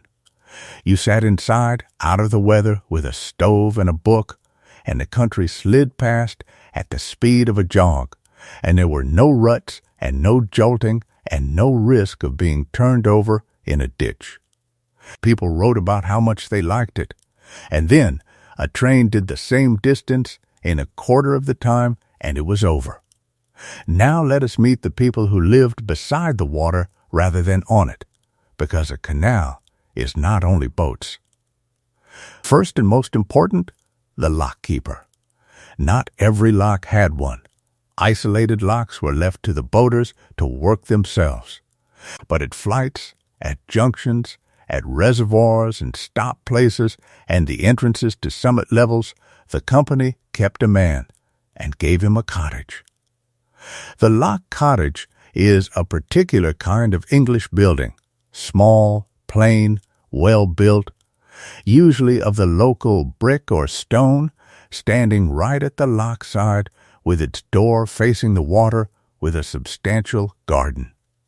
The garden mattered enormously because the pay was small and the cottage was isolated, and a lockkeeper who could not grow vegetables went hungry. Some companies built distinctive cottages to a standard design along an entire canal, which is why on certain waterways you can recognize a lockhouse half a mile off. The lockkeeper's job was mostly water. He watched the levels. He set the paddles on the overflow. He reported leaks. In dry summers, he rationed passages, holding boats back and sending them through in batches so that one lock full of water carried several boats instead of one. In wet weather, he ran water off. He kept the gates greased and the paddle gear working and the lockside swept. He also kept the peace, which at a busy flight in the 1850s meant standing between two crews who had both arrived at the same lock at the same moment with 30 tons apiece and no intention of giving way. There are records of the sort of disputes that arose, and they were frequent, and they were about turn-taking, and the lockkeeper's word was final. Then the toll clerk, in a little office at a junction or a stop place. Tolls were the entire income of a canal company. They did not, in general, own boats or carry goods. They owned the water, and they charged other people's boats for using it by the ton and by the mile at rates fixed in the Act of Parliament. Which raises a delightfully practical problem. How do you know how many tons are in that boat? You cannot weigh a boat. So they weighed it once and then measured it forever afterwards, and the system they invented is called gauging. When a new boat entered service, it was taken to a weighing dock. There, it was loaded with known weights, a ton at a time, and after each ton the freeboard was measured, meaning the height from the waterline up to a set of marked points along the hull. The results were written into a gauging table for that individual boat, and copies of the table went to every toll office on the network. After that, whenever the boat passed a toll point, the clerk came out with a gauging stick, took a reading at 4 fixed points along the side, averaged them, looked up the boat's number in his book, and read off the tonnage. It took 2 minutes, and it was accurate to a fraction of a ton, and it worked on any cargo whatsoever, because water does not care what is making the boat heavy. The gauging marks are still visible on some old boats, small rivets or plates in a vertical line on the hull, 4 of them along each side. Then the lengthsman, who is the quietest figure in the whole story and possibly my favorite. A lengthsman was given a length, 3 miles, perhaps 5 of canal, and it was his. He walked it. Every day, in both directions, for his entire working life, he walked the same few miles of towpath and looked at the water. What he was looking for was the beginning of things. A damp patch on the outside face of an embankment where there should not be one. A dip in the towpath. A slight discoloration where clear water was seeping. A slump in the hedge line. A stop gate that had drifted. A tree that was getting too big and too close. Because a canal fails slowly and then all at once. A pinhole leak through the puddle will run for months, quietly washing fine material out of the bank, enlarging itself a hair at a time, and then on some ordinary Tuesday the last few feet of soil give way and the whole pound empties itself into the fields below in 20 minutes. That is a breach, and it is the great disaster of the waterways. There have been dozens of them. Embankments have gone in the night and put 500,000 gallons through farmyards and cottages and across railway lines. In the worst cases, the water carved a gap 200 feet wide and 30 deep in a matter of an hour, and the canal was closed for a year afterwards while it was rebuilt. The linksman existed to stop that. He also cut the hedges, scythed the towpath, cleaned the culverts, cleared the overflow weirs, kept the milepost painted, and reported anything he could not fix himself. He had a little hut sometimes, and a barrow, and a scythe, and a slasher, and he walked. Then the trees. I said we would come back to them. You will notice on a well-kept canal that trees are not allowed anywhere near the water on the embanked sections. This is not tidiness. A tree root will find the puddled clay lining and grow into it, because clay holds moisture and roots go where the moisture is. Once the root is in the clay, it makes a channel, and when the tree eventually dies or blows over, the root rots. And where the root was, there is now a tube of open ground running clean through your waterproof lining. That is how a great many breaches started. A willow blown over in a gale, leaving a hole where its taproot had been. So a canal maintenance man's attitude to trees on a bank is very simple and very unromantic and correct. Then there is the dredging, which was continuous and endless, because a canal fills in. Mud comes off the fields. Mud washes off the towpath. Silt comes in with every stream that feeds it, and coal dust and cinders and spillage come off every wharf, and the wash of every passing boat pulls a little more material off the banks and deposits it in the middle.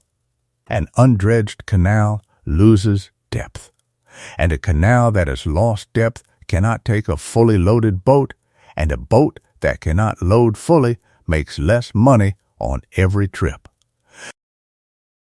So the companies dredged, and they dredged by hand for most of the period, with a spoon dredger, which is precisely what it sounds like. A great, long-handled scoop worked from a flat boat by 2 or 3 men, dropping the bucket, dragging it along the bottom, and hauling it up full of black, stinking mud, which was then transferred into a mud hopper and taken away to a tip. The mud went on to the fields mostly, and farmers were glad of it. Canal mud is rich stuff. Later there were steam dredgers, and later still diesel ones, but the spoon dredger with 2 men on a windlass was the standard for a century. Then there is the day the water has to come out entirely. To repair a lock, or to reline a length, or to rebuild a bridge, you must drain the section. And the way you do that is with stop planks.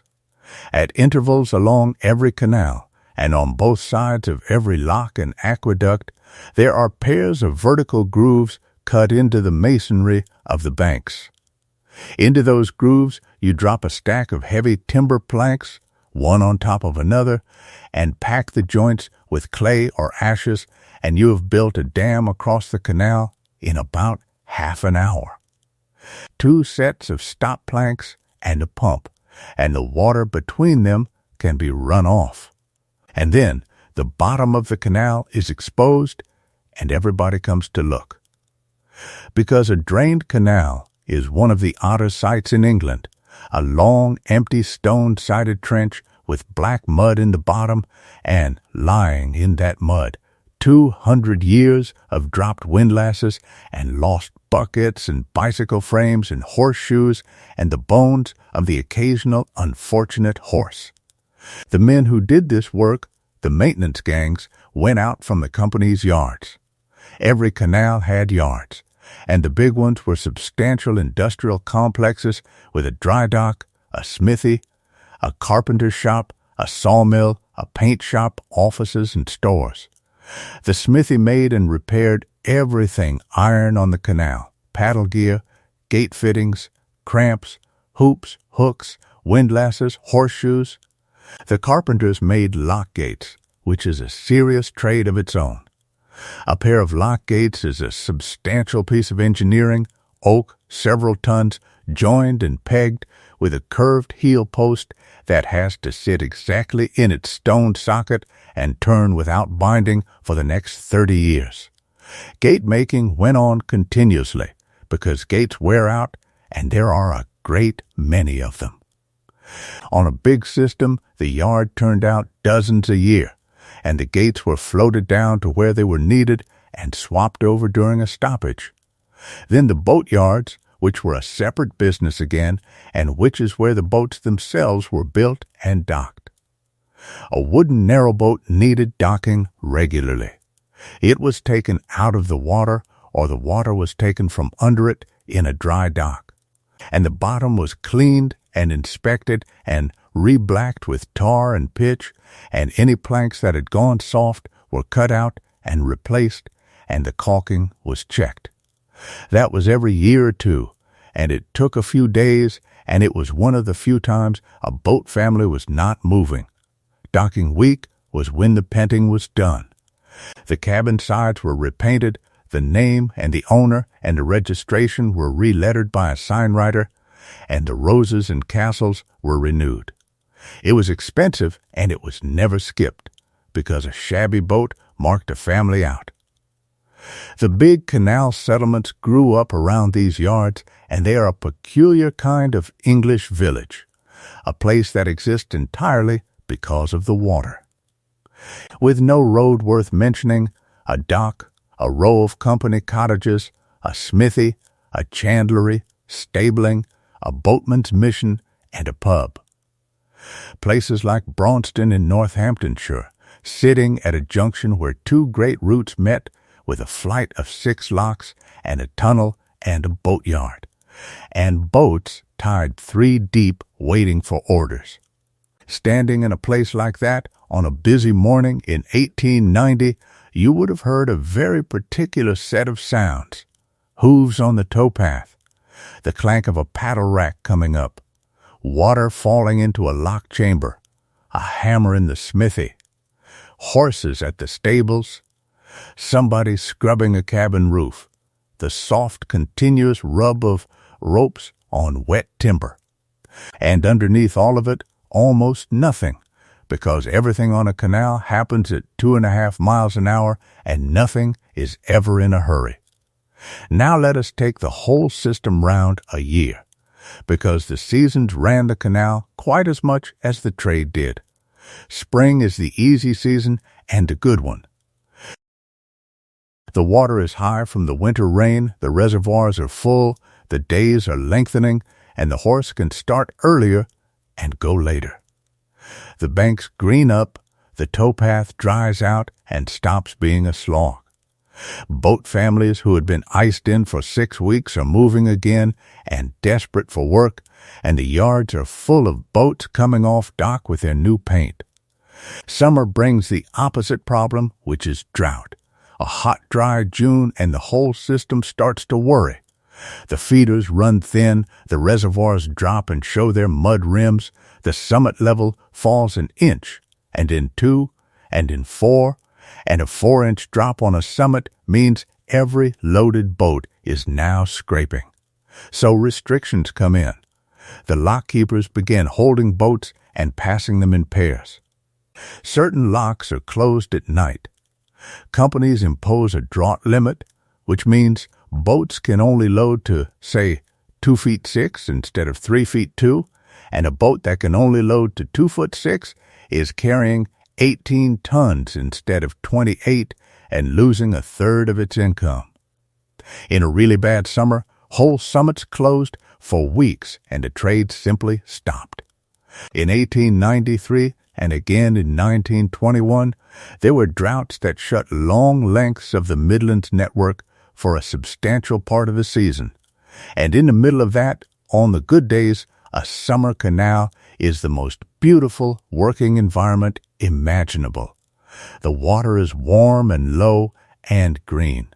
Dragonflies, the smell of hot tar off the cloths, yellow flag iris along the margins, hay being carried in the fields above the cutting, the horse in the shade at midday with its nosebag on while the family eat on the bank. Autumn brings the harvest traffic and then the rain, and the rain brings the opposite anxiety. Too much water is nearly as bad as too little. Feeders come down in spate, carrying gravel and silt into the channel. The overflow weirs run hard. Where a canal shares a length with a river, which several of them do, the river rises and the current becomes dangerous and the river sections are closed to traffic until it drops. And then the winter, which is the hard season, and the one the boat people remembered. A canal freezes far more readily than a river, because a canal has no current. Still water, only 3 or 4 feet deep in a shallow trench, with no flow to keep it turning over. A hard frost of 2 or 3 nights, and there is ice right across, and a week of it, and the ice is thick enough to walk on. Ice does 2 things to a boat, and the second is worse than the first. The first is that it stops you. A loaded boat can push through thin ice for a while, and the sound of it is remarkable. A continuous grinding crack running away ahead of the bow with sheets of ice tipping up on end along the sides. But at some thickness the boat simply stops, and the horse cannot start it again, and that is the end of the journey. The second thing is that ice cuts. A wooden boat pushing through sheet ice is being sawn at the waterline by an edge that never blunts, and the ice will take the caulking out and shave the planking down, and, given long enough, open a seam. Boat people hated ice for what it did to the hull quite as much as for what it did to the schedule. So the companies fought it, with a device that is one of the most enjoyable things in the whole of the canal world. An ice boat is short, and it is broad, and it is built like a barrel, heavily framed, sheathed in iron plate along the bow and waterline, with a raised, rounded forend designed not to cut through ice, but to ride up on top of it and break it with the boat's own weight. And running down the middle of the deck from end to end is a stout wooden handrail. The ice boat is towed by horses, not one horse, as many as could be got, 6, 8, sometimes a dozen or more, hitched in line along the towpath in a great string.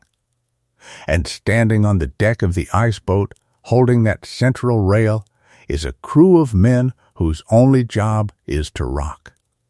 They stand in 2 rows, facing each other, gripping the rail, and on a shouted count, they throw their weight from side to side together in time, and the boat rolls violently from gunwale to gunwale.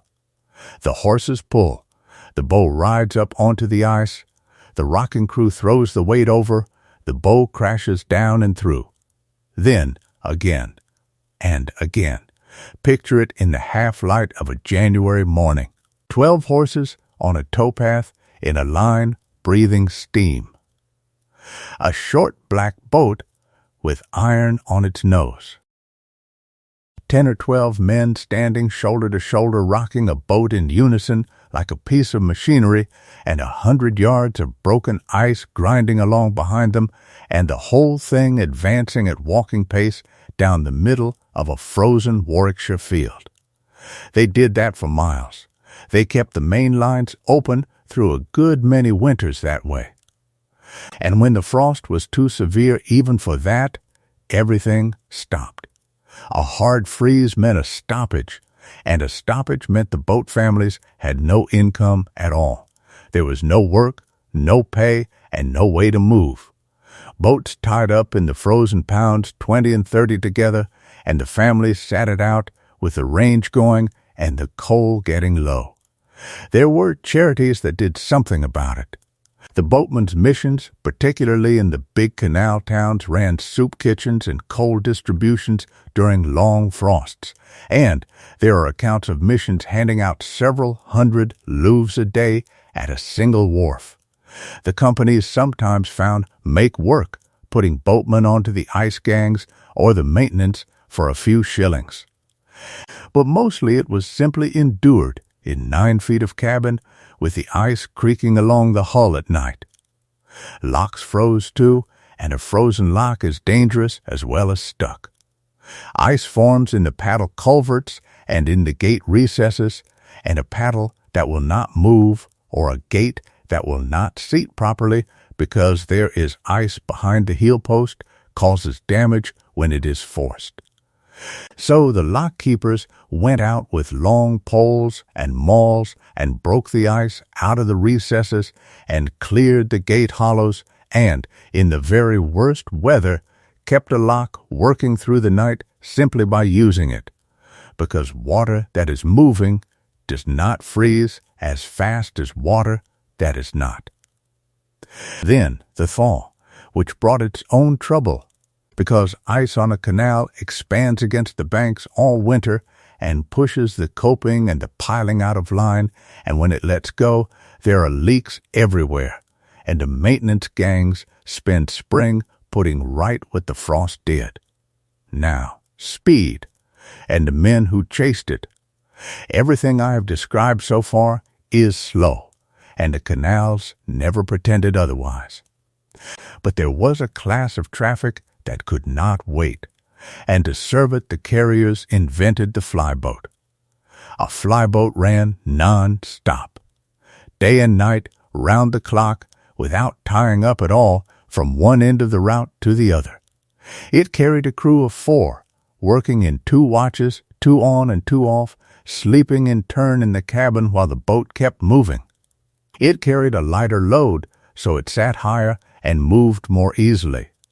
And its horses were changed at stages, exactly like a stagecoach, at company stables set at intervals of 10 or 15 miles, so that a fresh animal came onto the line every couple of hours, and no horse was ever asked to do more than its share. Flyboats had priority.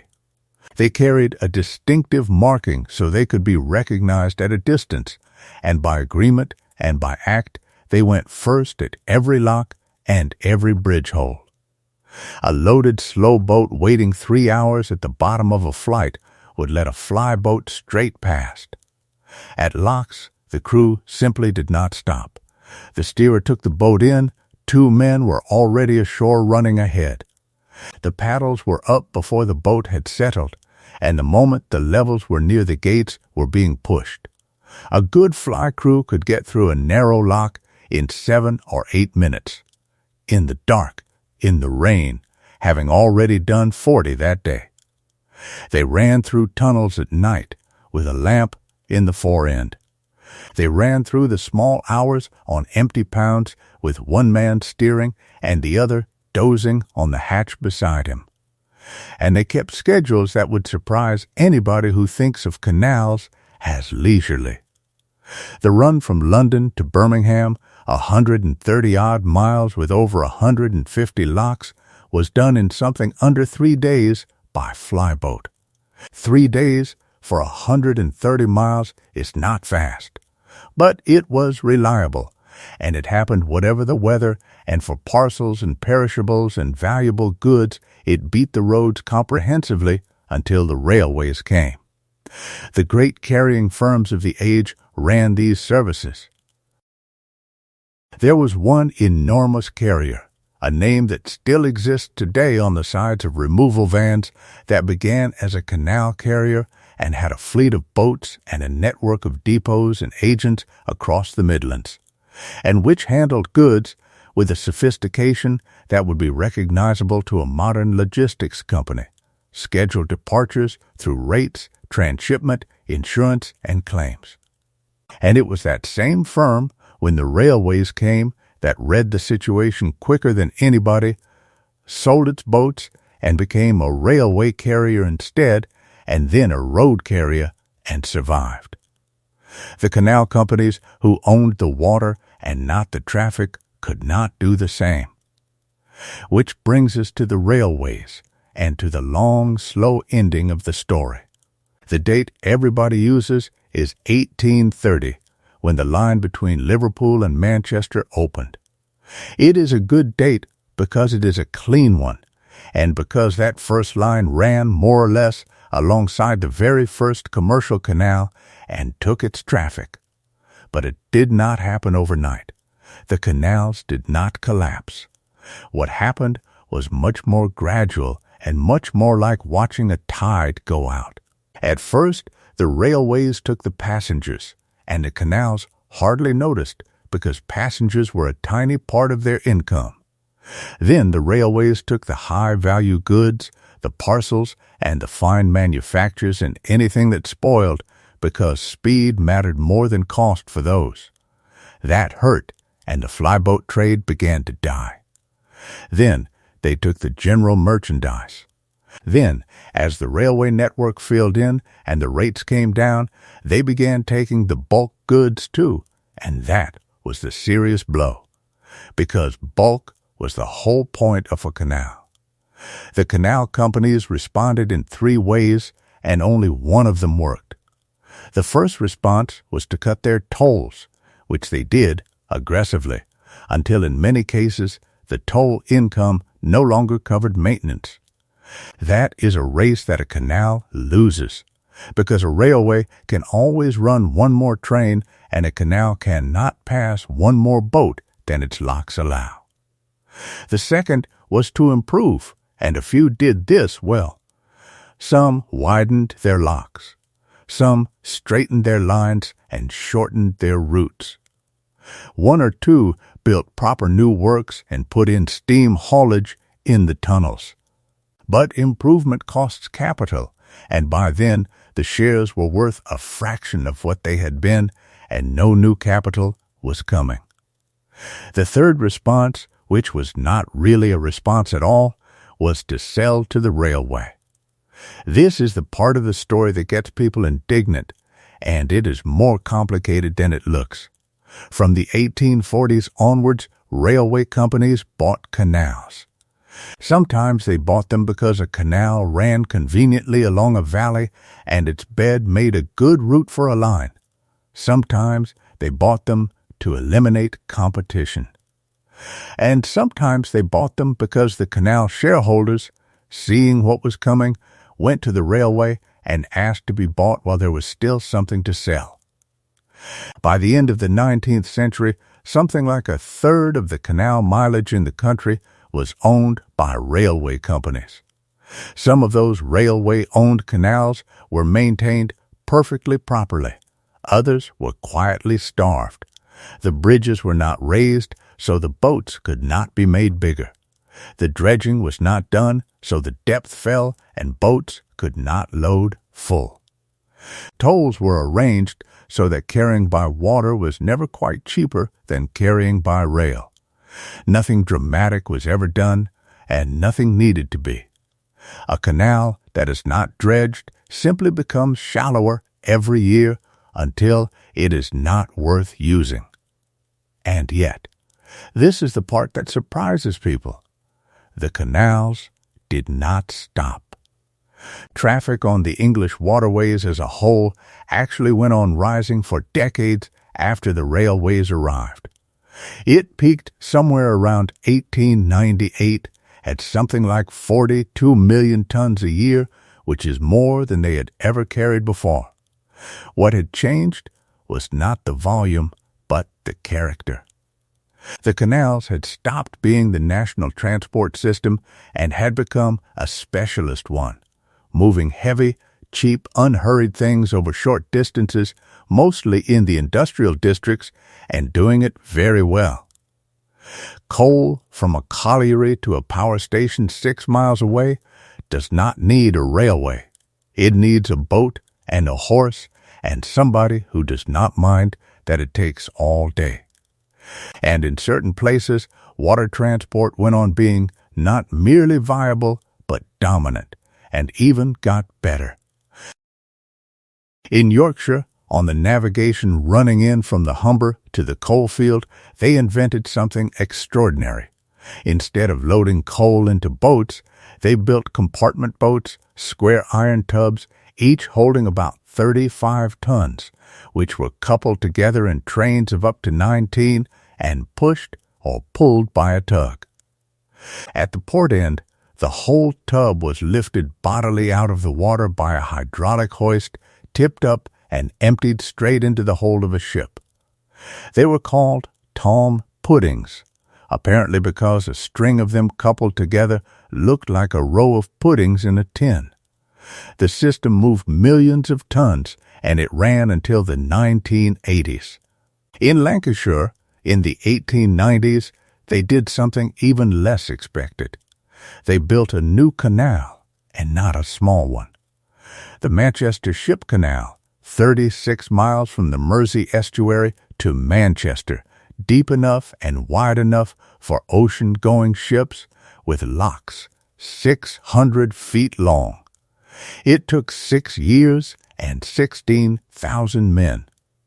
And it turned a city 35 miles inland into one of the busiest ports in the country.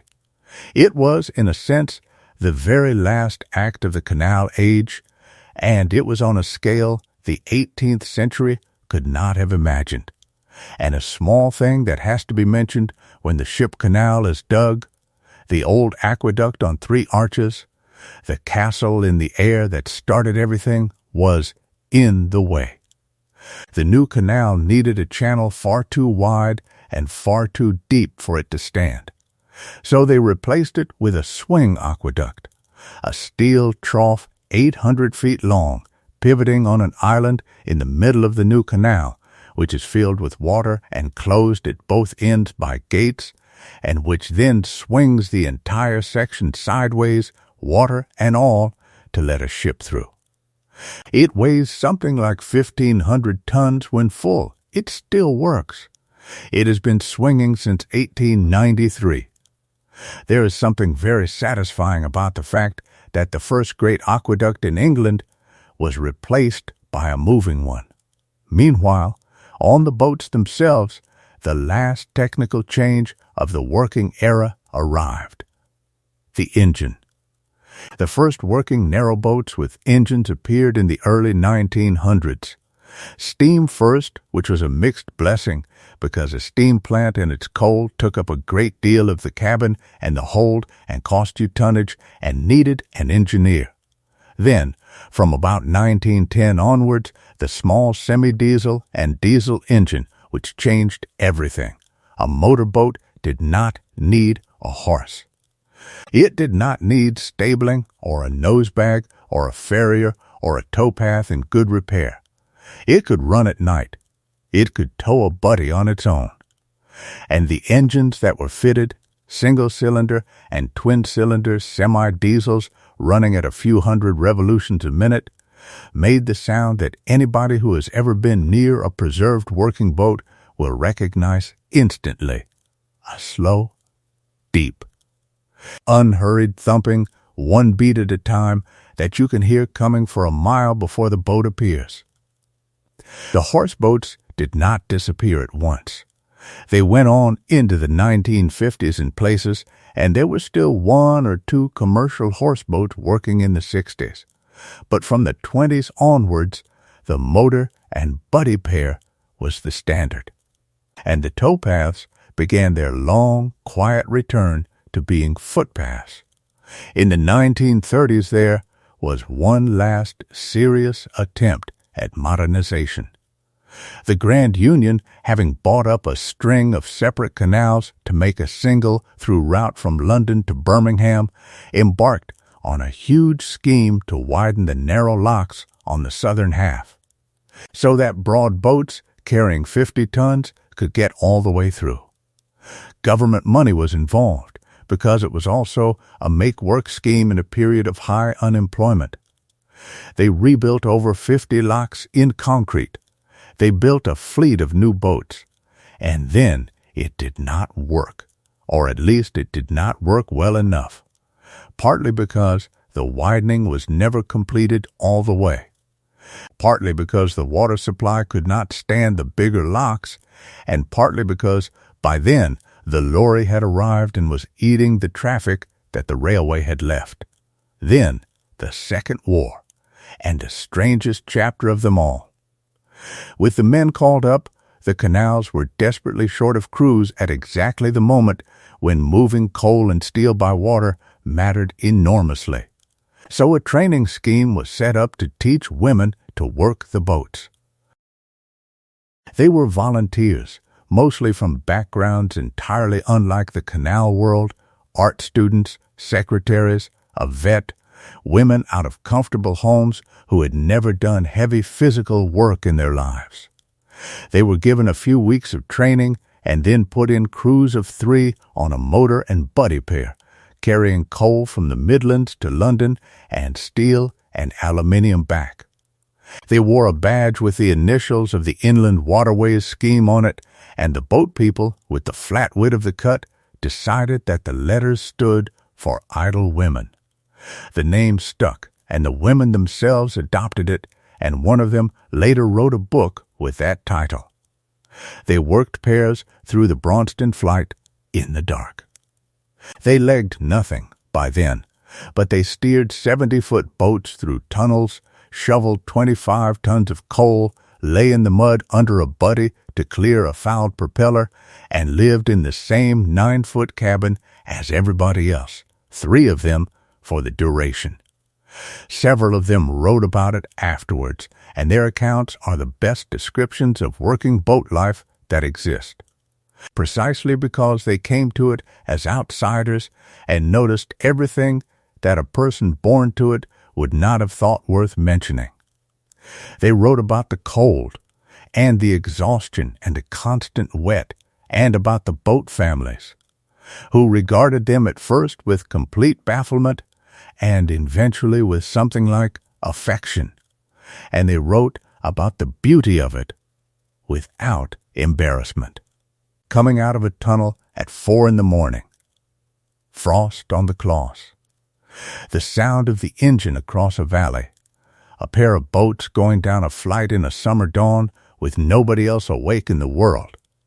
After the war, the waterways were nationalized in 1948, along with the railways and much else. Ownership passed to a public body, and the whole tangled inheritance of 200 separate companies came under one roof for the first time in history. By then, the traffic was going fast. The lorry could take a load from a factory door to a shop door with no transshipment at all, and no canal could ever compete with that. Through the 50s, the carrying fleets shrank year by year. Depots closed. Wharves were sold, arms and branches were filled in, and then came the winter of 1962 into 63, which was one of the hardest in the country's recorded history. The canals froze solid for about 10 weeks. Nothing moved at all. Customers who had been persuaded to stay with water transport found other ways of getting their goods, and when the thaw finally came in March, a great many of them did not come back. That winter is usually reckoned to be the end of general canal carrying in Britain. Not a decision, just a frost that went on slightly too long. A little went on afterwards, in pockets. There was a coal run to a jam factory that continued into the early 70s. Lime juice was carried into the 60s. The Yorkshire compartment boats went on for another 20 years. Gravel and oil moved on the big commercial waterways in the north and east, and still do. But the moment when a family lived on a boat and worked it and raised children in the cabin and knew every lock on the Southern Grand Union by name closed in the 1960s. And the people who had lived that life moved ashore into council houses in canal towns and, in a good many cases, hated it. There are recordings of them, made in the 70s and 80s by people who realized in time that this was all about to be lost. Old men and women describing routes and horses and tie-up places from 60 years earlier with perfect clarity, and remembering weather from 1922 and correcting each other about the order of the locks. Now, that could have been the end of it, and in most countries it would have been. A national network of derelict waterways, no longer earning anything, expensive to maintain, dangerous when neglected, and occupying a great deal of land in the middle of towns that wanted the land for other things. The obvious answer, and it was very seriously proposed, was to fill them in, culvert the water into a pipe, tip the rubble in on top, and build over the lot. That happened to a good deal of it. Whole branches vanished under car parks and ring roads and industrial estates in the 50s and 60s. Locks were blown up and buried. Bridges were flattened. A canal in the middle of a northern town was regarded as an eyesore, a health hazard, and a place where children drowned, and there was very little sentiment about it at all. What stopped the rest of it going the same way was, initially, one book and a very small number of extremely stubborn people. The book came out in 1944, written by a man who had spent a good deal of the previous decade traveling the derelict canals of England in a converted boat, and who described what he found with a mixture of precision and grief that turned out to be exactly the right tone. He wrote about a system that had been allowed to silt and rot, about locks with saplings growing in the chamber, about villages that had turned their backs on the water, and because it came out during the war, at a moment when a great many people were thinking hard about what kind of country they wanted afterwards, it found a readership that nobody had expected. 2 years later, in 1946, a handful of enthusiasts founded an association to campaign for the waterways to be kept open. They were, by any sensible assessment, a hopeless minority. They argued among themselves furiously. But they had one enormous tactical advantage, which is that most canals still had a legal right of navigation written into their 18th century Acts of Parliament, and those acts had never been repealed, which meant that if you could physically get a boat down a derelict canal, you could demonstrate that the right of navigation still existed, and closing it then required an act of its own. So they took boats down canals that were officially impassable. They cut brush, they dragged boats over silt, they arrived at locks that had not been used in 30 years, unjammed the paddles, and worked them by hand. There is a famous voyage in 1950 down a canal that everybody said could not be navigated, and it took days, and it was largely a matter of dredging in front of the boat with shovels.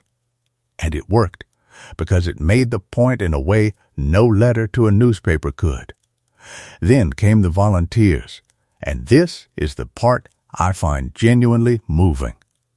Ordinary people began, at weekends, to dig canals out by hand, not professionals. Teachers and clerks and students and retired engineers arriving on a Saturday morning at a stretch of derelict waterway with Wellingtons and shovels and clearing it.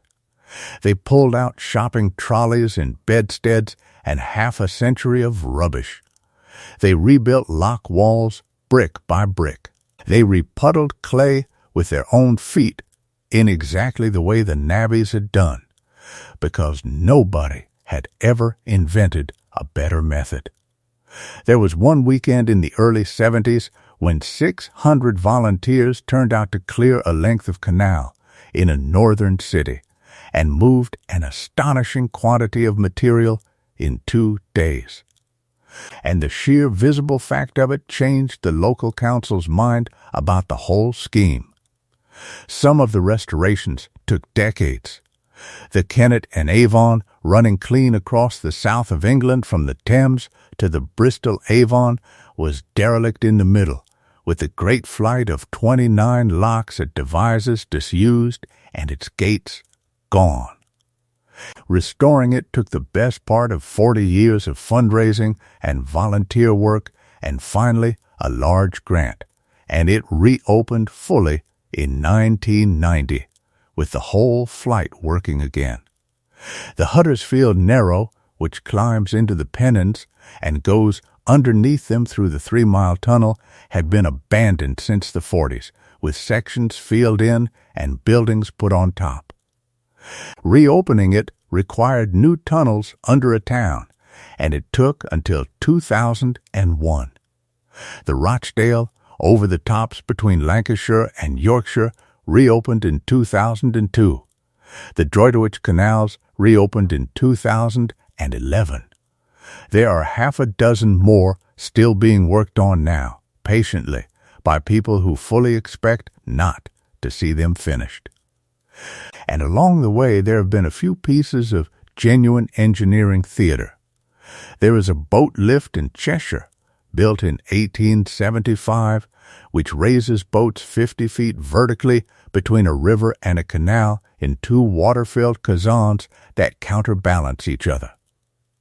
It is a great black iron cathedral of a thing standing in a wooded valley, and it fell out of use and corroded and was closed for 20 years and was then restored and reopened in 2002 and works again.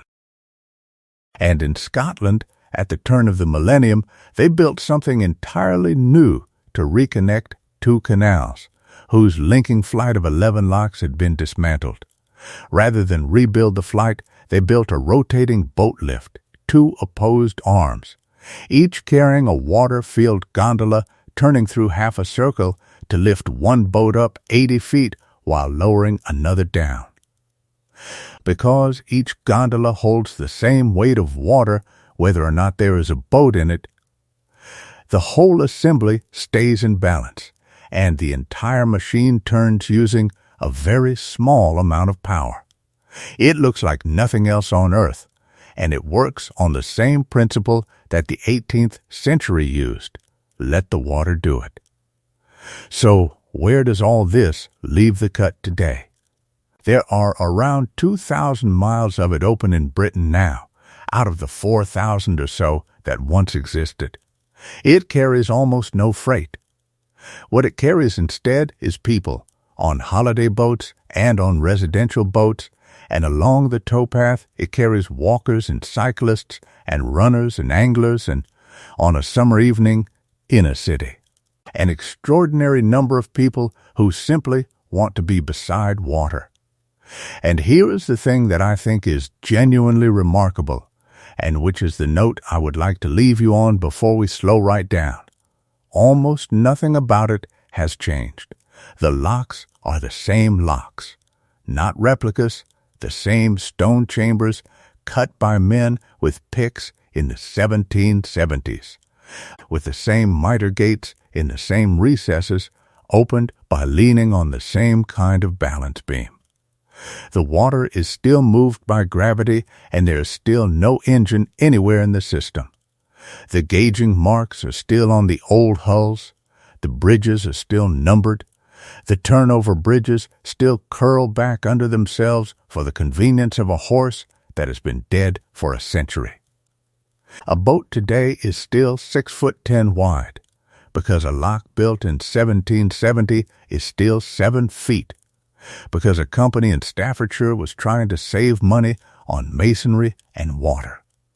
And the speed is still the speed.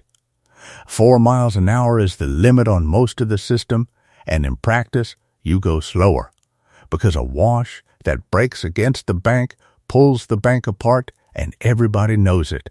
So a boat today moves at almost exactly the pace of a 19th century tow horse and covers, in a good long day, about as much ground as that horse would have covered, which means that the canal is now the only place in the country where you can still travel at the speed the whole world used to travel at.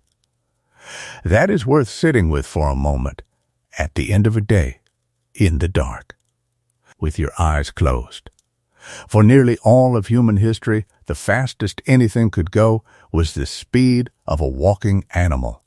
Everything anybody knew about distance and about how long a journey ought to feel was built on that. And then in the space of 2 or 3 generations, we went to trains, and then to cars, and then to aircraft, and the old scale of things simply vanished, except in one place. It survives on the cut. 4,000 miles of it were dug so that 30 tons could move at the speed of a walk, and 2,000 miles of it are still here, still holding water, still doing exactly that at exactly that speed for no economic reason at all. Before we drift, let me give you a few more small things, because the small things are the best of it, and they are the sort of thing that is pleasant to fall asleep in the middle of. First, the words. The canal had its own vocabulary, and it is a lovely one, and most of it is still in use. A pound is a stretch of canal between two locks. It holds its own level, and it is called a pound because it pounds the water, in the old sense of impounding it, holding it in. A winding hole is a wide place where a 70-foot boat can be turned round, and it is not pronounced the way it looks. It is winding as in the wind that blows, because the traditional method of turning was to put the bow into the wide part and let the wind on the boat's side swing the stern round for you. Free labor, if you were patient, which everybody was. The elam is the rudder, which is simply the word helm, worn down by a couple of centuries of use. The cratch is the triangular board at the front of the hold, against which the cloths are stretched, and it comes from an old word for a hayrack. A stank is a temporary dam. A flash is a place where the canal has widened out, usually because the ground beneath it has subsided over old mine workings, which happened extensively in the salt country and the coal fields. A lock keeper letting water down the line is running off. A boat that is grounded is on the mud. A boat traveling empty is running light. To hold a boat with a rope round a post is to strap it, and the posts by the lock gates worn smooth by exactly that are called strapping posts. Which brings me to the grooves, and these are the detail I would most like you to go and see one day. At many bridges on the older canals, particularly where the towpath narrows and the tow line had to come round the brickwork at an angle, there are grooves worn into the corner of the bridge, not scratches. Grooves, smooth, rounded channels cut 2, 3, 4 inches deep into solid engineering brick or gritstone. They were cut by rope. Wet hemp, under tension, sliding round a corner for 150 years. There is often a protective iron plate fitted at some point, and the rope has cut a groove into the iron as well. In some places, there are half a dozen grooves side by side, at different heights, from lines at different angles. Nothing in England says more about the sheer accumulated reputation of the working canal than those grooves. Every one of them is one boat, and then another boat, and then another 30 tons at a time for 6 generations. And the softest possible material patiently eating the hardest. Now the boat names, which are a small pleasure of their own, the big carrying companies named their boats in classes so that a whole fleet had a theme, and the themes are wonderfully arbitrary. One fleet was named after towns, one after birds, one after mountains and after stars, one after Shakespeare characters, one after rivers. One large company famously named a whole class after towns beginning with the same letter and then simply worked through the alphabet.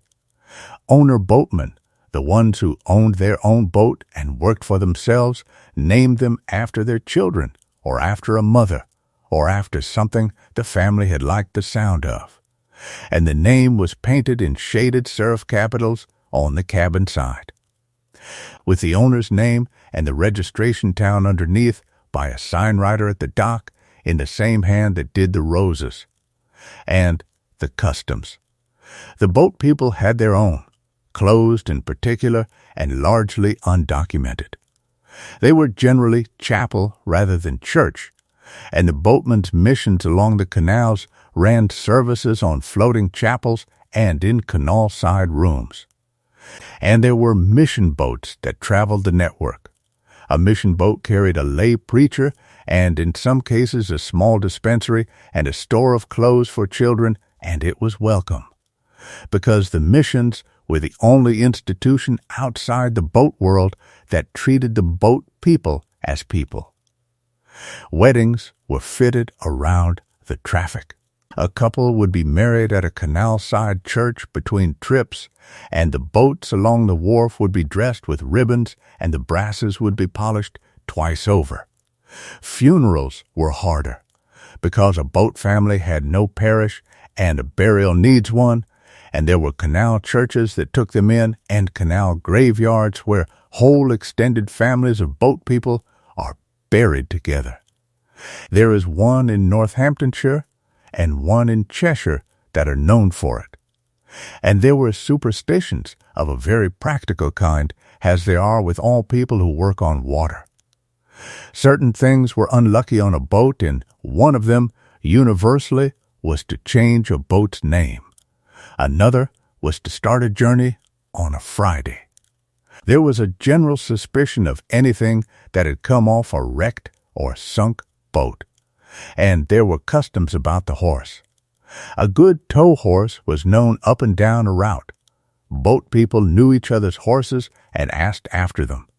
A family that had to sell a horse because the work had gone thin often knew exactly which boat had bought it and would look out for it in passing.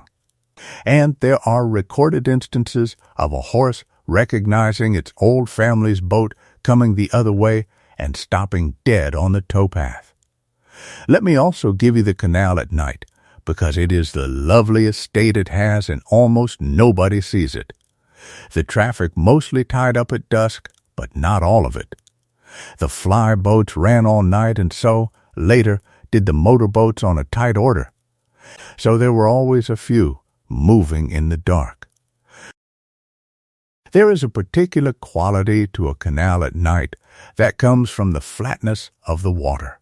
A river at night is noisy and broken. A canal, dead calm, becomes a mirror, and a perfect one, so that the hedge on the far side appears twice and the sky lies on the surface in one unbroken sheet. A boat moving through that opens a slow V that spreads out for 100 yards.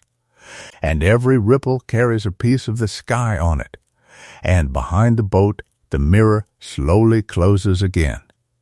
Mist forms on a canal earlier than anywhere else in the landscape, because the water holds the day's heat and the air above it cools, and by 2 a.m. in autumn there will be a layer of mist lying along the cut exactly as thick as the hedges, so that the boat seems to be moving through a white river with the tops of the trees standing clear above it. The sounds are few and specific: the water at the bow, the tow line dripping, or later the slow single beat of an engine. An owl, sheep in a field moving, the very distant sound of a lock filling somewhere ahead, which carries an astonishing distance along water at night, so that a crew could tell from a mile off that somebody was coming down towards them, and the wildlife, which was always there and is now the main thing. A canal is, quite by accident, one of the best wildlife corridors that has ever been built in Britain. It is a shallow, still, slow, plant-filled water body running unbroken for hundreds of miles, with a rough green margin on both sides, connecting rivers and marshes and towns and hills that were never connected before, and it has been left alone for the better part of a century. So there are herons standing on the towpath edge at first light, absolutely motionless, letting a boat come within a few feet before lifting off with that slow, offended, prehistoric wing beat. There are kingfishers, which you almost never see properly. What you see is a straight blue line traveling low and fast in the direction you are going, level with the water, and then gone round the next bend before your eye has caught up with it. There are moorhens making their small, anxious dashes for the reeds, and coots being aggressive with each other, and mallards asleep on the offside bank with their heads under their wings. There are swans, which own the canal and know it, and which will bring a line of gray cygnets down the middle of the channel and refuse absolutely to move for a boat, so that the boat has to slow to nothing and wait. There are water voles in the soft banks, which are getting rarer everywhere else. There are bats in the evening working up and down the water in long circuits. There is a shoal of small fish that hangs under every bridge in the shade. There are dragonflies in June in numbers that would astonish anybody who thinks of an industrial waterway as dead. And there is the vegetation, which is a whole quiet catalog of its own, yellow flag iris along the margin, reed mace, water forget-me-not, purple leucostrife in late summer, arrowhead. The great flat pads of the water lily in the slow reaches, and hawthorn and blackthorn and elder in the hedges above, going white in May and heavy with fruit in September. None of it was intended. It is simply what happens when you dig a long, shallow pond across a country and then largely stop bothering it. So, let us finish by going for a journey, slowly, and let it carry you off wherever you like along the way. There is nothing to follow and nothing to remember. If you lose the thread does not matter. It is the middle of the 1890s, and it is late September, and we are somewhere in the Midlands where the ground begins to rise towards the summit. The boat is tied for the night on a long, empty pound between two flights, at a place chosen because there is stabling half a mile back and a good bank to peg the ropes into. She is loaded with coal, 27 tons of it, sheeted down under black cloths that smell of tar and rain. She sits low. When you step onto her, the whole boat takes your weight without moving at all, because 27 tons does not notice a person. It is fully dark now. The horse is fed and rubbed and bedded down in a stall with two others, and the harness is hanging over a rail drying. The range in the cabin has been made up for the night, and the little chimney is putting a thin thread of smoke up into air that is not moving at all. Outside, the pound is perfectly still, not a ripple on it anywhere. The hedge on the far side is doubled in it so exactly that if you did not know where the bank was, you could not find the line between them. There is a moon somewhere behind thin cloud, and it puts a soft general silver over the whole surface, and the water is not black, it is pale. Mist is starting. It comes up off the water first in patches, low, no higher than the towpath grass. And over the next hour it thickens and joins up and becomes a single flat white layer lying along the cut from one bridge to the next, so that the canal reads as a road of cloud running between dark hedges. Nothing is happening. That is the point of it. There is nothing to do until light, and there is nothing to listen to except an owl somewhere over the fields, and a sheep, and very far off, so faint that you have to stop breathing to be sure of it, the sound of water going into a lock chamber 3 miles away, which means somebody is coming down in the dark and will meet us in the morning, and every lock on the flight will be set right for us. That is a piece of luck worth an hour. Now, let the night pass. Dawn on a canal is gray before it is anything else. The mist is still there, and it is thicker, and the first thing that happens is that the tops of the hedges appear, and then the fence posts, and then a heron, standing on the offside bank about 30 feet away, which has been there for some time, and which you had not seen at all. The horse comes down the towpath out of the mist, with the boatman walking at its head, and its hooves make a soft double sound on packed cinders, and it stops at the boat without being asked, in exactly the place it always stops. The line goes on. The ropes come off the pegs. The horse leans into the collar and stands there leaning, and for 2 or 3 seconds absolutely nothing happens. And then the boat moves. You feel it before you see it. A very slight settling, a change in the way the water is holding you. Then the bank begins to go past, at the pace of a slow walk. And once she is going, the horse steps out of the lean into an ordinary stride, and the whole thing becomes effortless. And it will now stay effortless for 14 hours. The mist parts round the fore end and closes behind the stern.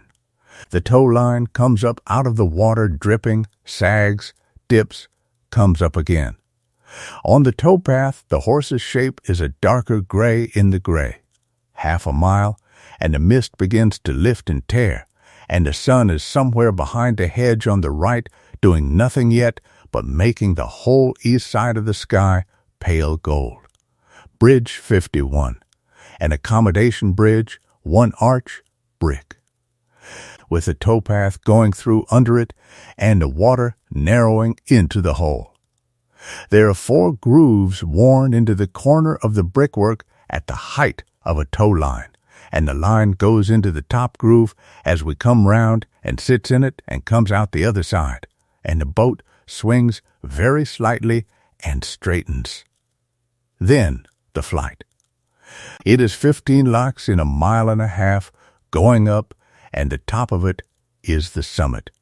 The bottom lock is standing open and empty and waiting for us, which is the gift from whoever came down in the night, and every lock up the flight will be the same. Into the chamber. The stone walls come up on either side, wet and green and dripping, close enough on both sides to touch with a hand. The gate's close behind. Somebody walks the beam round, and it goes with that particular deep wooden groan that lock gates make, and nothing else does. Then the paddle. The rack comes up notch by notch, the windlass turning 4, 5, 6 clicks, and there is a sound underneath the boat like distant thunder as the water comes through the culvert in the wall and rolls under the hull, and the boat rises. There is nothing to do now. Nobody is touching anything. The boat goes up the wall of the chamber at the pace of a very slow lift, and the green weed on the stone slides down past your eye, and the light gets stronger as you come up out of the box, and the top of the wall drops below your chin, and the countryside comes back into view over it, one field at a time. At the top the levels equalize, and the top gates, several tons of oak, come open under the weight of one shoulder on a beam.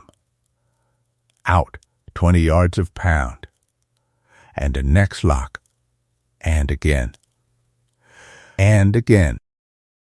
15 times up the side of a hill in the early sun, with the whole valley opening out behind and getting further away below, and the flight of locks you have already done lying back down the slope behind you like a ladder made of water. By the 7th lock the mist is burned off completely. By the 10th the horse is warm and wants a drink and gets one. By the 15th it is properly morning, and the boat comes out onto the summit level, and the noise stops. The summit is the quietest water on any canal. It is high, and it is usually in a cutting, and there are no locks on it for miles, and it holds still because there is nothing above it to feed it hard. The trees on the tops of the cutting sides lean in and make a green tunnel of it, and the water goes almost black under them, and the boat's wash runs out and touches both banks and comes back. 2 miles of that. Nothing to do but stand at the tiller with an arm along it and watch the trees go over. Then the tunnel. The portal comes up out of the cutting, a brick arch with a stone band above it and a date carved in, and above that 30 feet of earth, and then the hill. The horse is unhitched here. It knows this too, and it turns off the towpath onto the horse path without being told, and goes up the zigzag over the top of the hill with the boy leading it, and it will be standing at the far portal in an hour and a half. The boat, goes in, a lamp on the fore end. The temperature drops immediately, about 10 degrees, and it stays exactly that temperature at every season of the year. The sound changes completely. The water at the bow, which was a whisper, becomes a slap and an echo, and the echo comes back off the brick a fraction of a second later, and after a few hundred yards the two sounds are so tangled that you cannot tell one from the other. Water comes down from the roof in places, in cold vertical strings, and it is worth knowing where they are. Behind you, the mouth of the tunnel is a small blue-white oval, and it gets smaller and smaller, and then it is a coin, and then it is a pinprick. And then, at the middle, if the bore is straight, you can see nothing behind you and nothing ahead of you. And the lamp on the fore end makes a small orange room of wet brick that travels with the boat, and nothing else exists at all. That is the deepest quiet in England, a mile of hill on top of you, water dripping. The soft, continuous echo. Two men lying on their backs on wings, walking on the wall, breathing steadily, counting nothing. Then, at some point, a pale gray coin ahead, and it grows, and the wet brick becomes visible without the lamp, and the temperature comes back up, and the boat comes out into an entirely different valley on the other side of the hill, into full late morning sunshine, and the horse is standing at the portal with its head over the path, waiting. Afternoon is the aqueduct. The land falls away in front, and the towpath and the water go straight out into the air on a stone embankment that narrows to a parapet, and then there is nothing on either side but sky and the tops of trees, and a small river a long way down with cattle standing in it. The boat crosses it at the same 2.5 miles an hour it does everything at. Below, the valley. Beside, the horse, walking on a path the same width as itself, with a railing and a 200-foot drop. Ahead, the far side. It takes 4 minutes to cross, and it is the highest anybody in that family will ever be in their lives. And then down the other side, through the descending flight, into the long evening. Going down is quieter than coming up. The chamber empties instead of filling, so instead of a roar of water there is a smooth sinking and a sucking at the gate, and the boat goes down into the stone box, and the walls rise, and the world is shut out, and the noise of the valley stops, and then the bottom gates come open onto a new stretch of water, lying lower and calmer in a landscape you have not seen before. 6 locks. Then a long pound in the last of the light, with the sun going down behind the boat and putting the boat's own shadow out ahead of it along the water for 100 yards. The wharf is at Bridge 82, and there is a wide place there, and stabling, and a light in a window. The boat comes in slowly, because there is no other way, and there is no break, and there never was one. You take the way off her a long way out, and let her drift the last 30 yards, and then a rope goes round a bollard and is eased, and the friction does the rest, and 27 tons comes to a stop against the fenders with a sound no louder than a book being closed. The horse is unhitched and led up and stabled and fed and rubbed down, and its feet are picked out. And only then does anybody sit. In the morning there will be the unloading, which is a thing worth describing once, because it was as slow and as physical as everything else.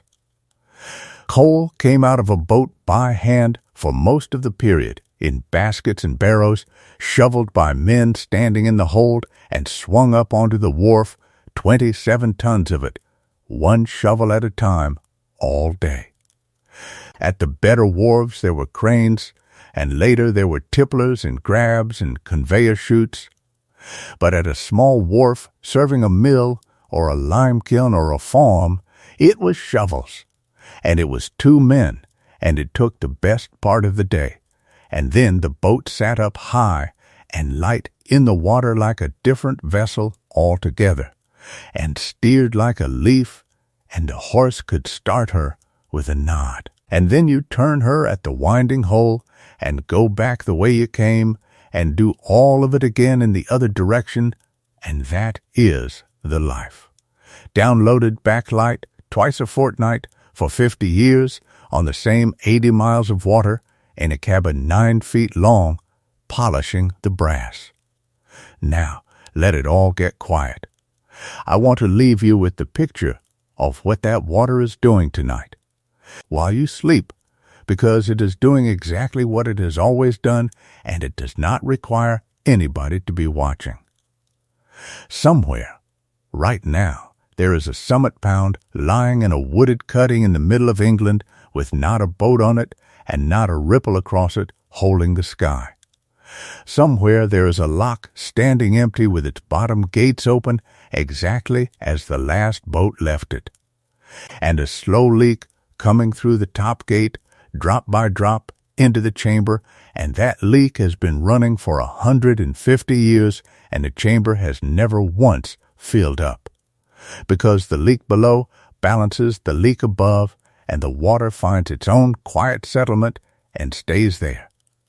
Somewhere there is a reservoir up on a moor full of black water and stars, with a stone channel running out of the corner of it and away round the side of a hill for 4 miles, contouring, dropping an inch in every 100 yards, feeding a canal it cannot see.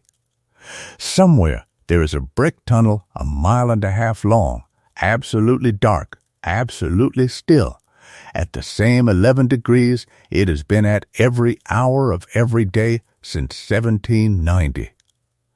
With water coming down off the roof in the same 3 places it always has. Somewhere there is an iron trough 126 feet up in the air over a Welsh river, holding a strip of water the width of a lane, and the water in it is perfectly flat, and there is nothing under it but 19 stone piers and 200 years of very good workmanship. Somewhere there is a heron standing on a towpath edge with 1 foot up, not moving. Somewhere there is a length of hedge and a numbered bridge, and grooves worn in the corner of that bridge by wet rope, 4 inches deep, and the last rope came off it 70 years ago, and the grooves are still there and will be there in another 300.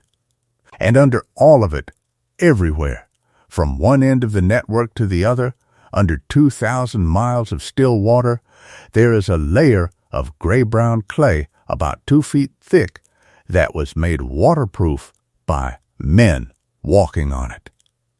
That is the whole thing, really. That is what the canal age was. Not the aqueducts, splendid as they are. Not the tunnels, not the companies or the shares or the acts of parliament or the arguments in the committee rooms. Men walking on clay to make it hold water. And then more men wheeling that clay and everything else in barrows-up planks. And then a horse walking, and then a family living in a room the size of a hearthrug, keeping it immaculate. The whole system was built out of patience, and it can only be used at the speed of patience, and that is why it feels the way it does to be beside it, even now, even in the middle of a city with traffic 40 feet away over the parapet. Because the water does not know about the traffic. The water is going nowhere. It has been sitting in the same trench since before the railways, since before the motor car, since before the electric light, and it will still be sitting there tomorrow at the same level, held up by clay and gravity and a stopgate that has been open since 1956. Let your breathing get slower now. There is nothing left in the story that needs you. Think of the pound at night. The flat water. The hedge doubled in it. The mist coming up in patches and joining and lying along the cut like a white road between dark banks. Think of the little chimney with its thread of smoke going straight up into air that is not moving. Think of the horse in a stall half a mile back, warm and fed, and asleep standing up, the way horses do.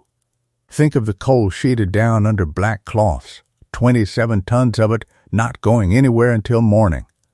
Think of the boat sitting so low and so still that she does not move at all when somebody steps aboard. Think of a lock 3 miles ahead, empty, waiting, with the gate standing open and the water finding its level, and nobody there, and nobody needed. Think of the whole 4,000 miles of it lying quiet across the dark country.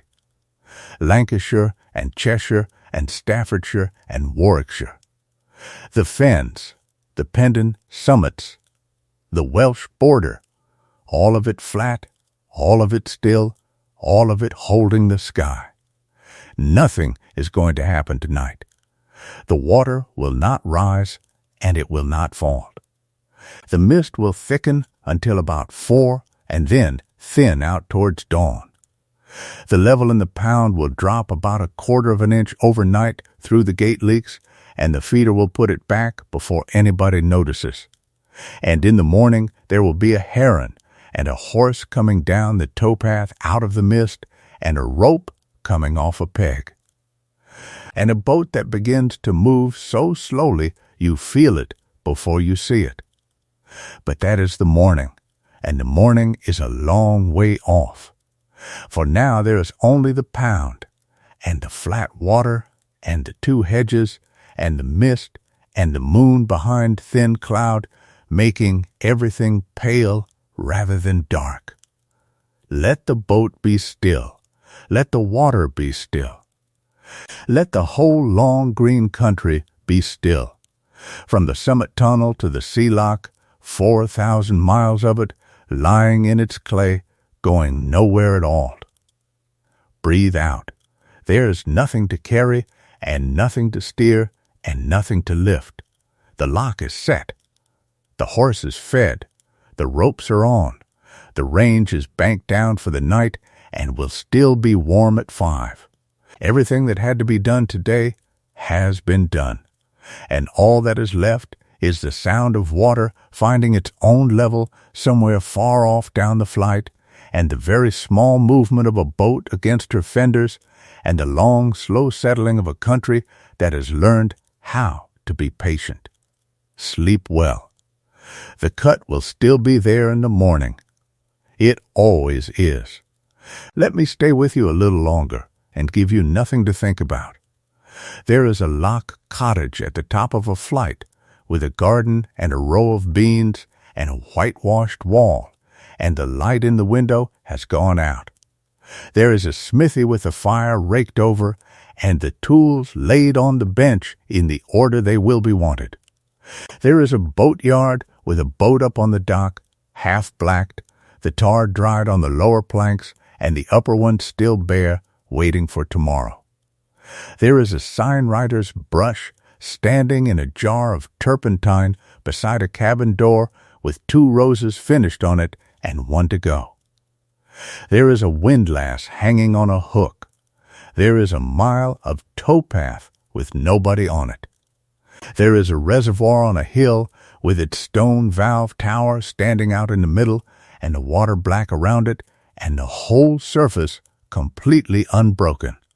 There is a feeder channel coming quietly round a hillside, carrying about as much water as a kitchen tap, and it has been carrying that same small amount every night for 200 years, and it is enough.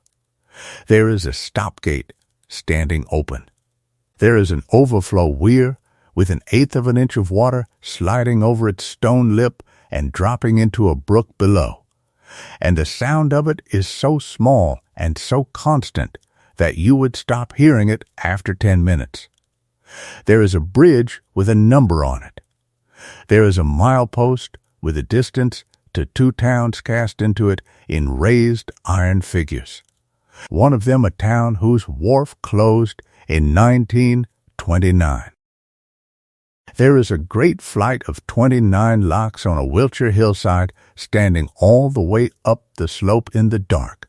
Every chamber empty, every pair of gates shut, every paddle down, side ponds full and still, and not one of them will move until somebody comes tomorrow. There is a swan asleep on the offside bank with its head under its wing. There is a coot and a moorhen and a shoal of small fish hanging in the shadow under an arch. There is nothing else. The whole enormous patient machine is at rest, and it needs no attention, and it will keep its level perfectly well without you. So let go of it now. Let the words get further away. Let the water take the sky and hold it. Slow and flat and dark and pale and going absolutely nowhere. Good night.